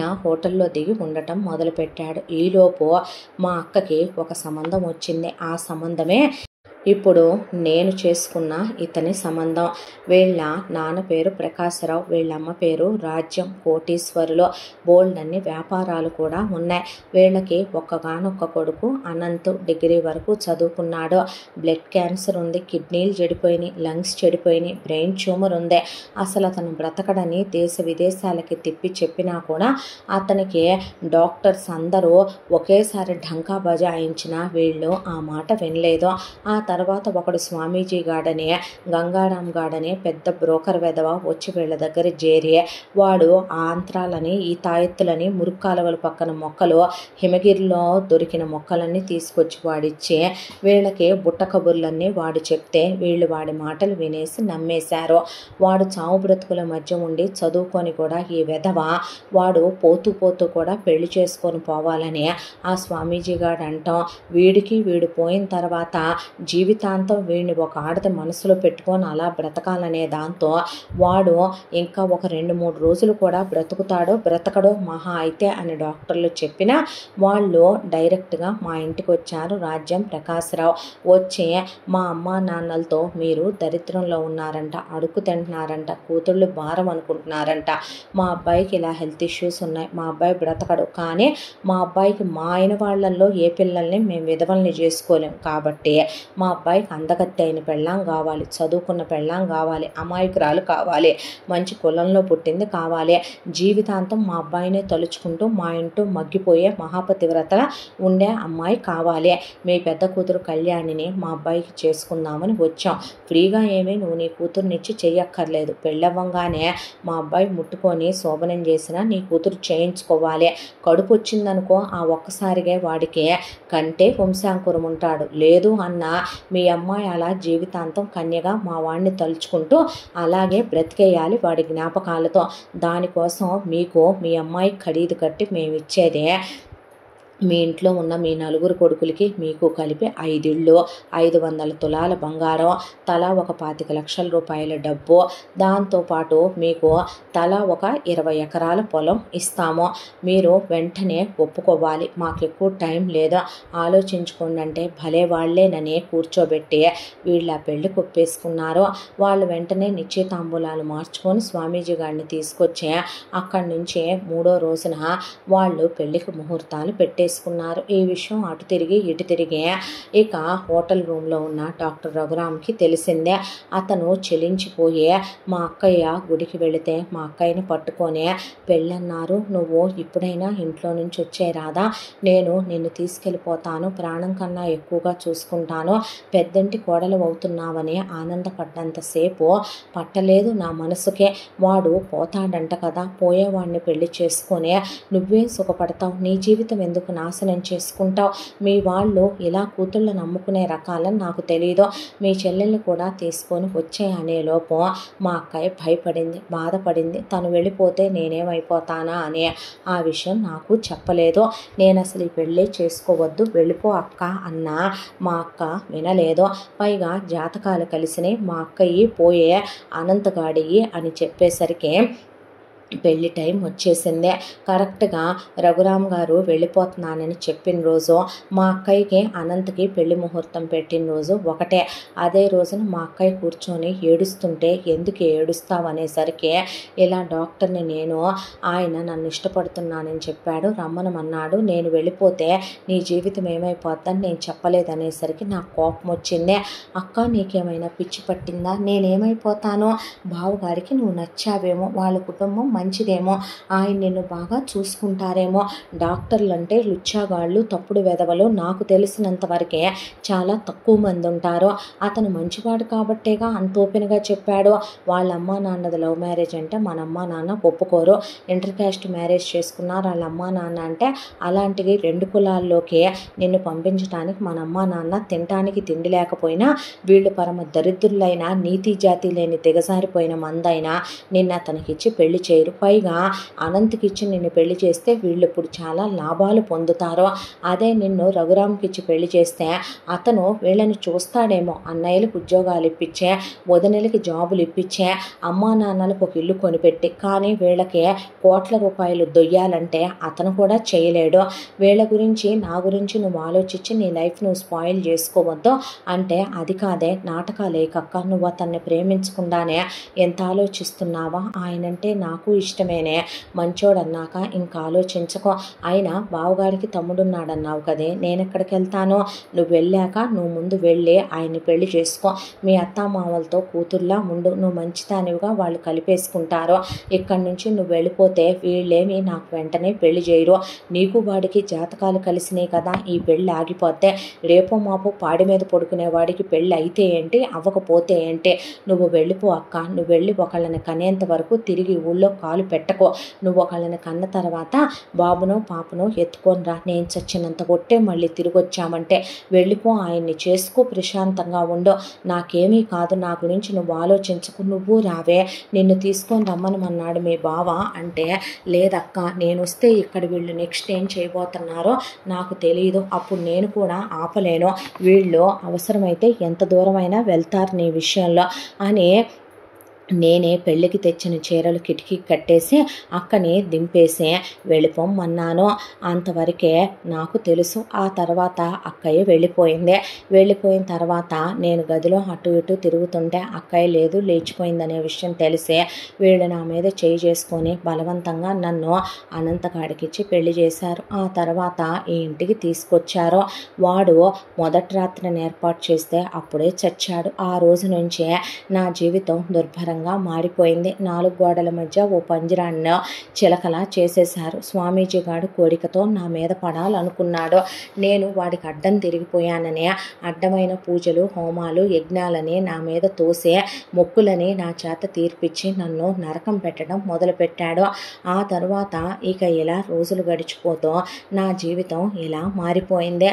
నా అక్క సుఖపడుతోందా, సుఖంగా ఉందా, మీ అన్నయ్యని పెళ్లి చేసుకుందా, పిల్లలు పుట్టారా, మా అక్కయ్య ఎలా ఉందండి, మాట్లాడరేంటండి అన్న తర్వాత ఈ అమ్మాయి ఆపిన దగ్గర నుంచి అతను చెప్పుకురావడం మొదలుపెట్టాడు. మా అన్నయ్య మా అమ్మ నాన్నల గురించి వదినకి చెప్పే ఉంచాడు కాబట్టి నా గురించి చిన్నప్పటి నుంచే మేమిద్దరం ఏది కావాలన్నా మా అమ్మ నాన్నలు కాదన్నది లేదు. మా నాన్నగారు డాక్టర్ అనే దాంతో ఉన్న ఇంట్రెస్ట్తో మేమిద్దరం డాక్టర్లమే అయ్యాం. అన్నయ్యకి పేషెన్సీ చాలా ఎక్కువ. 100 తప్పులు చేశాక ఒక్కసారి బరస్ట్ అవుతాడు. అలాగే అంతకుముందు బ్రేకప్ అయిందే. వదిన కనిపించిన తర్వాత ప్రాణమే పెట్టుకొని తీసుకొచ్చాడు. అమ్మా నాన్న వదిన్ని గుండెల్లో పెట్టుకొని చూసుకున్నారు. ఒక చెల్లెలుందని చెప్పిందే, ఎలా తనను కాపాడిందని చెప్పిందే, ఒక పాపనో బాబునో కని వెళ్ళి వెంటనే నిన్ను తీసుకురావాలని చెప్పిందే. ఆ తర్వాత అన్నయ్యకి వదినకి చాలా గ్రాండ్గా పెళ్ళి అయిపోయింది. ఫస్ట్ నైట్లు అయిపోయినాయి, హనీమూన్లు అయిపోయినాయి. వెంటనే ఒకళ్ళని కనాలి, మా చెల్లిని తెచ్చుకోవాలంటే పోనీ పదమ్మ వెళ్ళి తెచ్చుకుందాం అన్న తర్వాత మా చెల్లి ఒట్టేసిందిగా వెంటనే పిల్లల్ని కంటాను అనే పంతం పట్టే అన్నయ్యనేమి వాడినివ్వలేదు. ఆ తర్వాత వదినకి వెంటనేనే ప్రెగ్నెన్సీ వచ్చిందే. నేను వదినతో చాలా క్లోజ్గా ఉండేవాడిని. చాలా సరదాగా ఉండే కుటుంబం మాదే, ఆనందంగా ఉండే కుటుంబం మాది. వదినకి 5వ నెల ప్రెగ్నెన్సీ. ఆ సిచ్యువేషన్లో మా కులదేవత ఒక అమ్మవారు. ఆ అమ్మవారి దగ్గరికి ఆ రోజున మీరొచ్చారు, ఈ దేవత గుర్తుందా అనేసరికి అవును. అక్కడికి వచ్చి కరెక్ట్గా మా అన్నయ్య వదిన మెట్లు ఎక్కకూడదని వదిన ఎత్తుకొని మా అన్నయ్య మెట్లు ఎక్కుతుంటే మేము నవ్వుతూ మెట్లు ఎక్కుతుండేసరికి ఒక్కసారి దించు రఘు అని దిగిన వదిన నిన్ను చూసి మా చెల్లి అని పెద్దగా అరుస్తూ ఏడుస్తూ పిచ్చిదానిలాగా గుడి పైకి వచ్చి గుడంతా తిరిగేసింది ఇంతెత్తున పొట్టేసుకొని. ఏమైందనేసరికి పిచ్చిదానిలాగా గుండెలు బాధేసుకొని ఏడుస్తుంటే మా వదిన పిచ్చి పట్టిందా నీకు, ప్రెగ్నెంట్వి, అంత స్ట్రెస్ ఫీల్ అవ్వకూడదు, ఏంటిదంతా అని అన్నయ్య పరిగెత్తుకొని వచ్చేసరికి అప్పుడే మా అన్నయ్య నేను మా అమ్మ నాన్న నిన్ను చూడటం అంతా దాంట్లో మా వదిన పరిగెత్తుకు రాబోతుంటే ఆగమనే మా అన్నయ్య ఆపేసేసరికి అక్కడ నీ చేత నిప్పులు తొక్కించటం, సోలాలు గుచ్చటం, నీ చేత అంగ ప్రదక్షిణలు, మోకాళ్ళ మీద నీ చేత ప్రదక్షిణలు చేయించడం చూసి మా అన్నయ్య నేను వదిన చెలించిపోయాం. మా అమ్మ నాన్న అక్కడికి వచ్చిన మంగని పక్కకు పిలిచి మమ్మల్ని కనపడొద్దని నీ గురించి మొత్తం అడిగి కనుక్కుంటే ఇలా అనంతకి ఇచ్చి పెళ్లి చేశారని, వాడు ఇలా చచ్చాడని, ఆ తర్వాత నిన్ను ఇలా ఉంచుతున్నారనే, నిన్ను ఇలా మొక్కులు తెరచడానికి తీసుకొచ్చారని తెలిసిందే. ఆ తర్వాత ఆ రోజు రాత్రి నువ్వు నిప్పుల గుండం తొక్కాక వదిన కూడా నిప్పుల గుండం తొక్కితే మా అమ్మ నాన్న అన్నయ్య నేను పట్టుకొని వదిన్ని లాగేశాము. లాగేసిన తర్వాత వదిన కళ్ళు తిరిగి పడిపోయింది. ఆ తర్వాత నెక్స్ట్ డే వచ్చి నిన్ను తీసుకెళ్దామంటే పూజారి గారు తెల్లవారుజామునే నిన్ను తీసుకెళ్ళిపోయారని, ఇన్ని 5 నెలలుగా మొక్కులు తీర్పిస్తున్నారని చెప్పుకొచ్చేసరికి వదిన ఇంటికి వెళ్ళి గుండె గుండెలు బాధేసుకొని పిచ్చిదానిలాగా లేచే, నేను చచ్చిపోతాను, నేను బ్రతకను, ఇక్కడ నేను సుమంగళిగా కట్టిన చీర కట్టకుండా వేసిన నగలు వేయకుండా నా మొగుడితో కులుకుతూ సుఖపడుతూ కడుపులో పిండాన్ని మోస్తూ రోజుకో రకం తింటూ ఇలా అత్తమామలతో మరితో భర్తతో సుఖంగా సంతోషంగా ఉంటే నా చెల్లెలు అక్కడ నరకాలు అనుభవిస్తోంది. అసలు అదంతా నేను పడాల్సిన బాధ వాడిని నేను చేసుకున్నా పోయేదే. ఆ నరకం ఏదో నేనన్నా పడేదాన్ని. ఏ రోజు నా గురించి తప్ప దాని గురించి ఆలోచించుకొని నా చెల్లెలు నరకాలు పడుతుందనే వదిన అలా ఉరిబిగించుకోబోతే, వదిన నీ కాళ్ళు పట్టుకొని దండం పెడతాను వదిన, నేను వెళ్ళి నీ చెల్లెల్ని తీసుకొస్తాను వదిన, నేను ఎలాగైనా తీసుకొస్తాను, నువ్వు ముందు అలాంటి పిచ్చి పనులు చేయొద్దనే అన్నయ్య నాన్న తలుపులు పగలగొట్టే వదిన్ని కిందకి దించేసాం. ప్రమాణం చేయరా, నేను చస్తున్నానని కాదు, కడుపులో ఉన్న మీ అన్నయ్య బిడ్డ మీద ఒట్టేసి చెప్పరా అంటే, ఒట్టు వదిన నేను వెళతాననే. ఆ తర్వాత అలా వెతుక్కుంటూ నేను ఈ ఊరికి వచ్చా. ముందు హోటల్లో దిగా. ఆ తర్వాత ఈ ఇంట్లో ఎవరు మంచోళ్ళు ఎవరు చెడ్డోళ్ళని కనుక్కుంటే తోటమాలి తాత మంచోడని తెలిసిందే. ఆయన్ని పరిస్థితి గురించి గుళ్ళో బాధపడుతుంటే విన్నాను. ఆయన్ని పక్కా పిలిచి ఆయన్ని వెళ్ళిపోమని ఆయనకి ఒకటే అమౌంట్ 10 lakhsకి చెక్ రాసి ఇచ్చేసా. ఆయనకి వెళ్ళిపోతాను బాబు, ఆ పాపిష్టి కొంపలో నేను ఉండలేనయ్యా, నాకు ఊళ్ళో నా కూతురు ఉంది, వెళ్ళిపోయి నా కూతురు దగ్గర పడుంటానని ఆయన వెళ్ళిపోయాక నేనే వచ్చి తోట పనిలో చేరాను. ఆ తర్వాత ఈ ఇంటిని అబ్జర్వ్ చేశా, నిన్ను అబ్జర్వ్ చేశా. నీ పేరు నాకు ఎలా తెలుస్తుంది, పనివాడినైతే నీతో మాట్లాడాలనే చాలా ట్రై చేశాను, నిన్ను ప్రతి క్షణం కాపాడుకుంటూనే ఉన్నాను.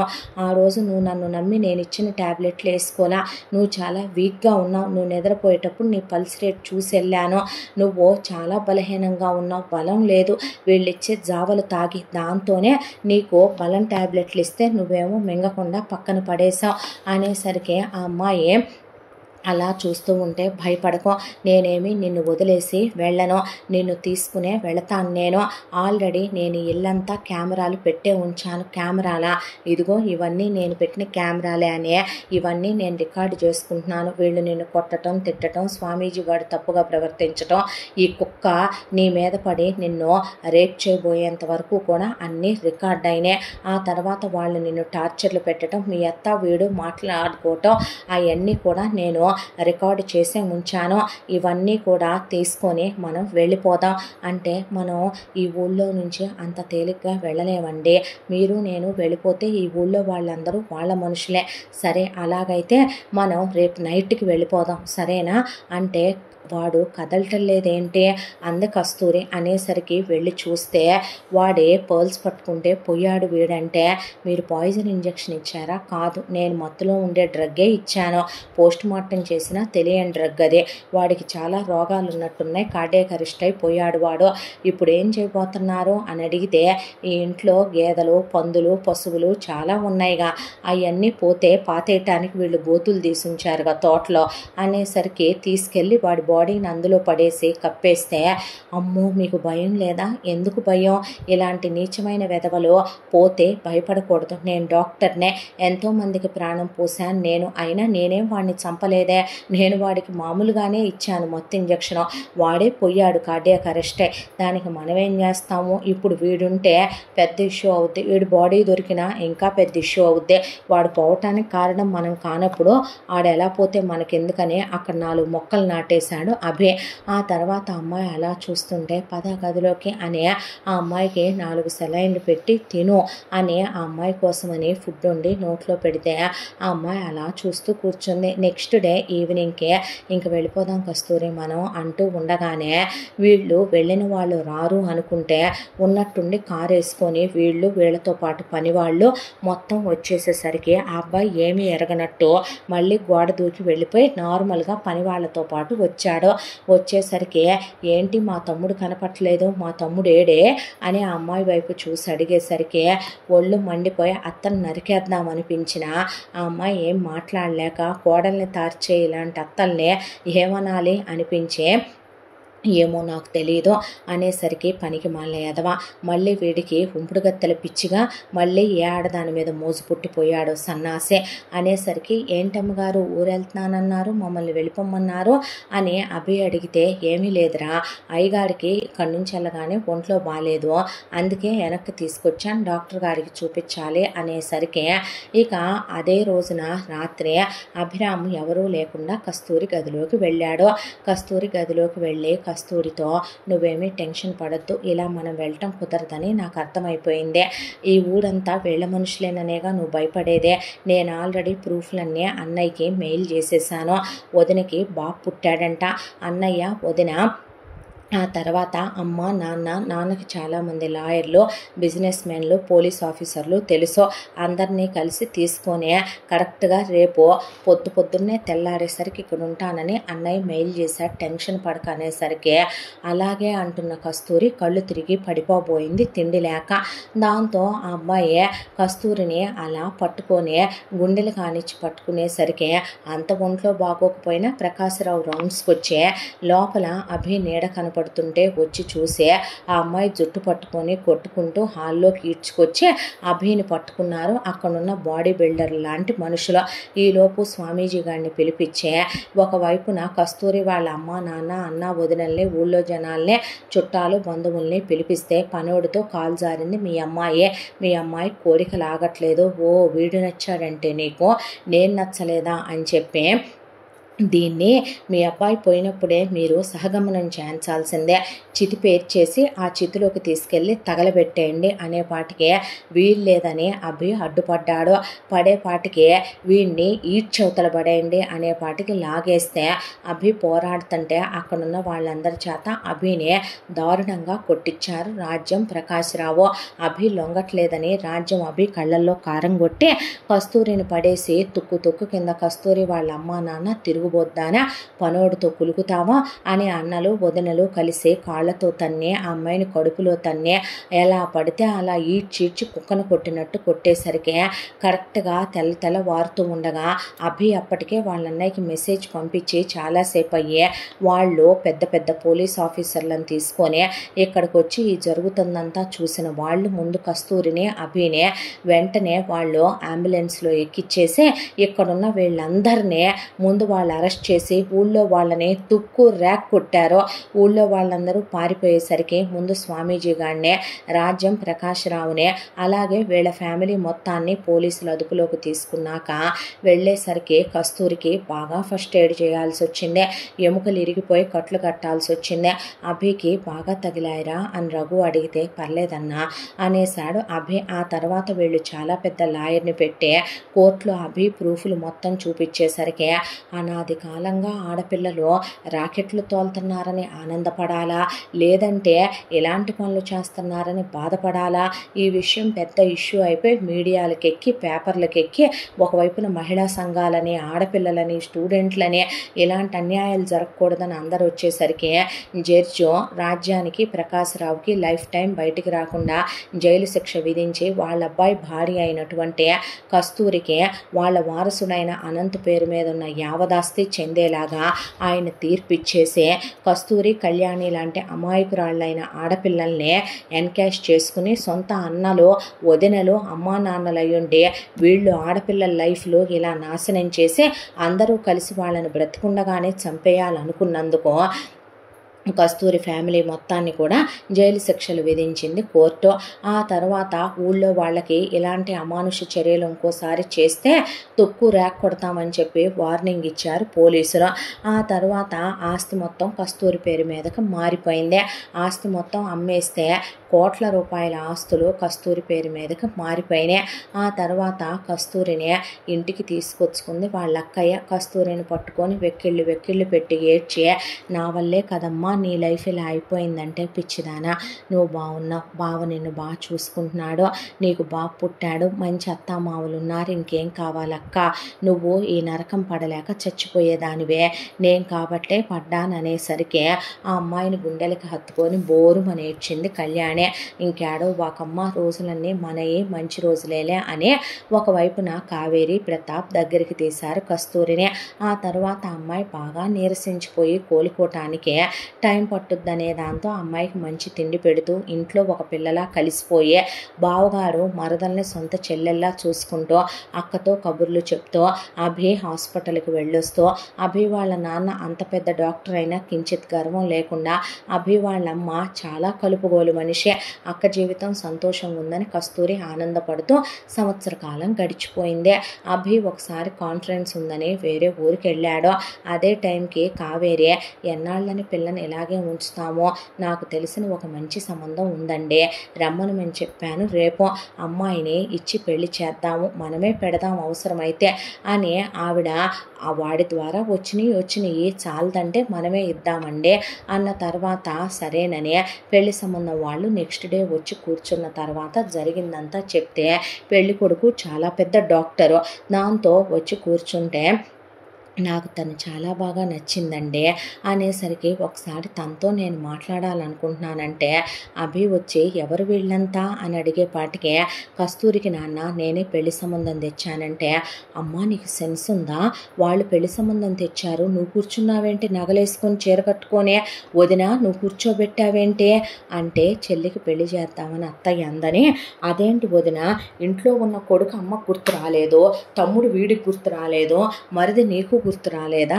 అంటే నేను తన్ని ప్రేమిస్తున్నాను, తన్ని ఇష్టపడుతున్నాను అనేసరికి వచ్చిన పెళ్లి కొడుకుతో బాస్ నువ్వు బయలుదేరవా, ఇంకా ఇది మా ఫ్యామిలీ ఇష్యూ అన్నాక ఒకవేళ ఆయన నచ్చకపోతే నేను నచ్చుతానురా నువ్వు వెళ్ళు అన్న తర్వాత మీరు నన్ను ఇష్టపడటమేంటి, పిచ్చి పట్టిందా నీకు, గుళ్ళో చూసిన రోజు కాదు మీ అక్క చెప్పిన రోజే నువ్వు నాకు నచ్చావు, తర్వాత వచ్చి నిన్ను తెచ్చేసుకుందాం అనుకున్నాను, గుళ్ళో చూసినప్పుడు నువ్వు నచ్చకుండానే నీకోసం అంత సాహసం చేసి వచ్చి ఇంట్లో తోట పని చేశానా, నేను ఎండీనే, నేను డాక్టర్నే, అలాంటిది నీకోసమనే నేను అక్కడ తన్నులు తింటానా, నిన్ను ప్రొటెక్ట్ చేసుకుంటూ చూస్తానా, వాడు నీ మీద చెయ్యేశాడనేగా వాడికి అలా ఇంజెక్షన్ ఇచ్చాను, ఆడి శవాన్ని అలా కప్పెట్టాను, నీకోసం నేను అంత చేస్తే నువ్వు నన్ను వదిలేసి వేరే ఎవరినో చేసుకుంటానంటే వెంటే బ్రెయిన్లెస్ అయినా చిన్నప్పటి నుంచి మీ ఇద్దరు ఏమనుకున్నారు వదిన, ఏమనుకున్నావు, అదేలే మా అన్నయ్యని పెళ్లి చేసుకొని నువ్వు మాత్రం హ్యాపీగా ఉండి కొడుకును గనేసావు, పెద్ద కొడుకు పెళ్లి చేసుకొని వీళ్ళు హ్యాపీ,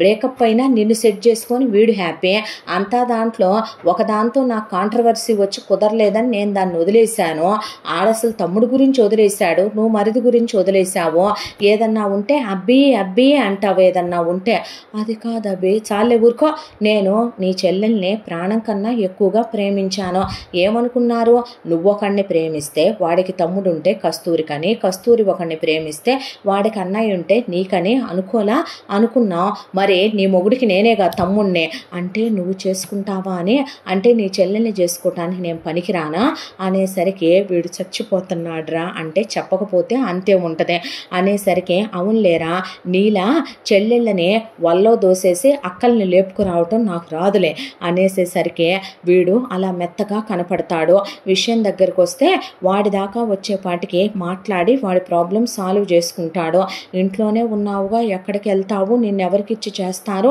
నువ్వు కొంచెం నీరసంగా ఉన్నావు, కోలుకున్నాక చెప్దాం అనుకున్నానని వాళ్ళమ్మ వేలి ఉంగరం లాక్కొని మోకాళ్ళ మీద కూర్చొని ఐ లవ్ యూ అని ప్రపోజ్ చేశాడు అభి కస్తూరికి. కస్తూరి నవ్వుతూ నుంచుంటే నవ్వకు నువ్వు, నాకు చిచ్చెంత కోపం వస్తుంది అన్న తర్వాత గ్రాండ్గా వీళ్ళకి ఎంగేజ్మెంటు పెళ్ళి అయిపోయాక ఫస్ట్ నైట్లు హనీమూన్లో అయిపోయి మనం ఏం పిల్లల్ని ఆపుకోవద్దులే అనేసరికి నవ్వి మనకేం వెంటనే వద్దులే కొన్నాళ్ళు ఆగుదాములే అంది కస్తూరి. అన్న తర్వాత ఈసారి కళ్యాణి కూడా ఆపుకుంది, బాబుకి 3 ఏళ్ళు వచ్చి బాబుకి స్కూల్కి వెళ్ళటం స్టార్ట్ అయిన తర్వాత అప్పుడు మళ్ళీ కళ్యాణికి పాప పుట్టింది. ఆ తర్వాత పాప కూడా స్కూల్కి వెళ్ళటం స్టార్ట్ అయ్యాక అప్పుడు అభి ఆశ తీరా కస్తూరిని ప్రేమించటం ఇంకా చాలదగా చచ్చిందాకా చాలదగా అని ఆ అమ్మాయిని చాలా ప్రేమగా చూసుకుంటూ కాలు కింద పెట్టకుండా చాలా రొమాంటిక్గా హ్యాపీగా ఉంటూ అప్పుడు కస్తూరి ప్రెగ్నెంట్ అయితే ఒకేసారి పాప బాబు పుట్టేశారు. గోల వదిలిపోయింది.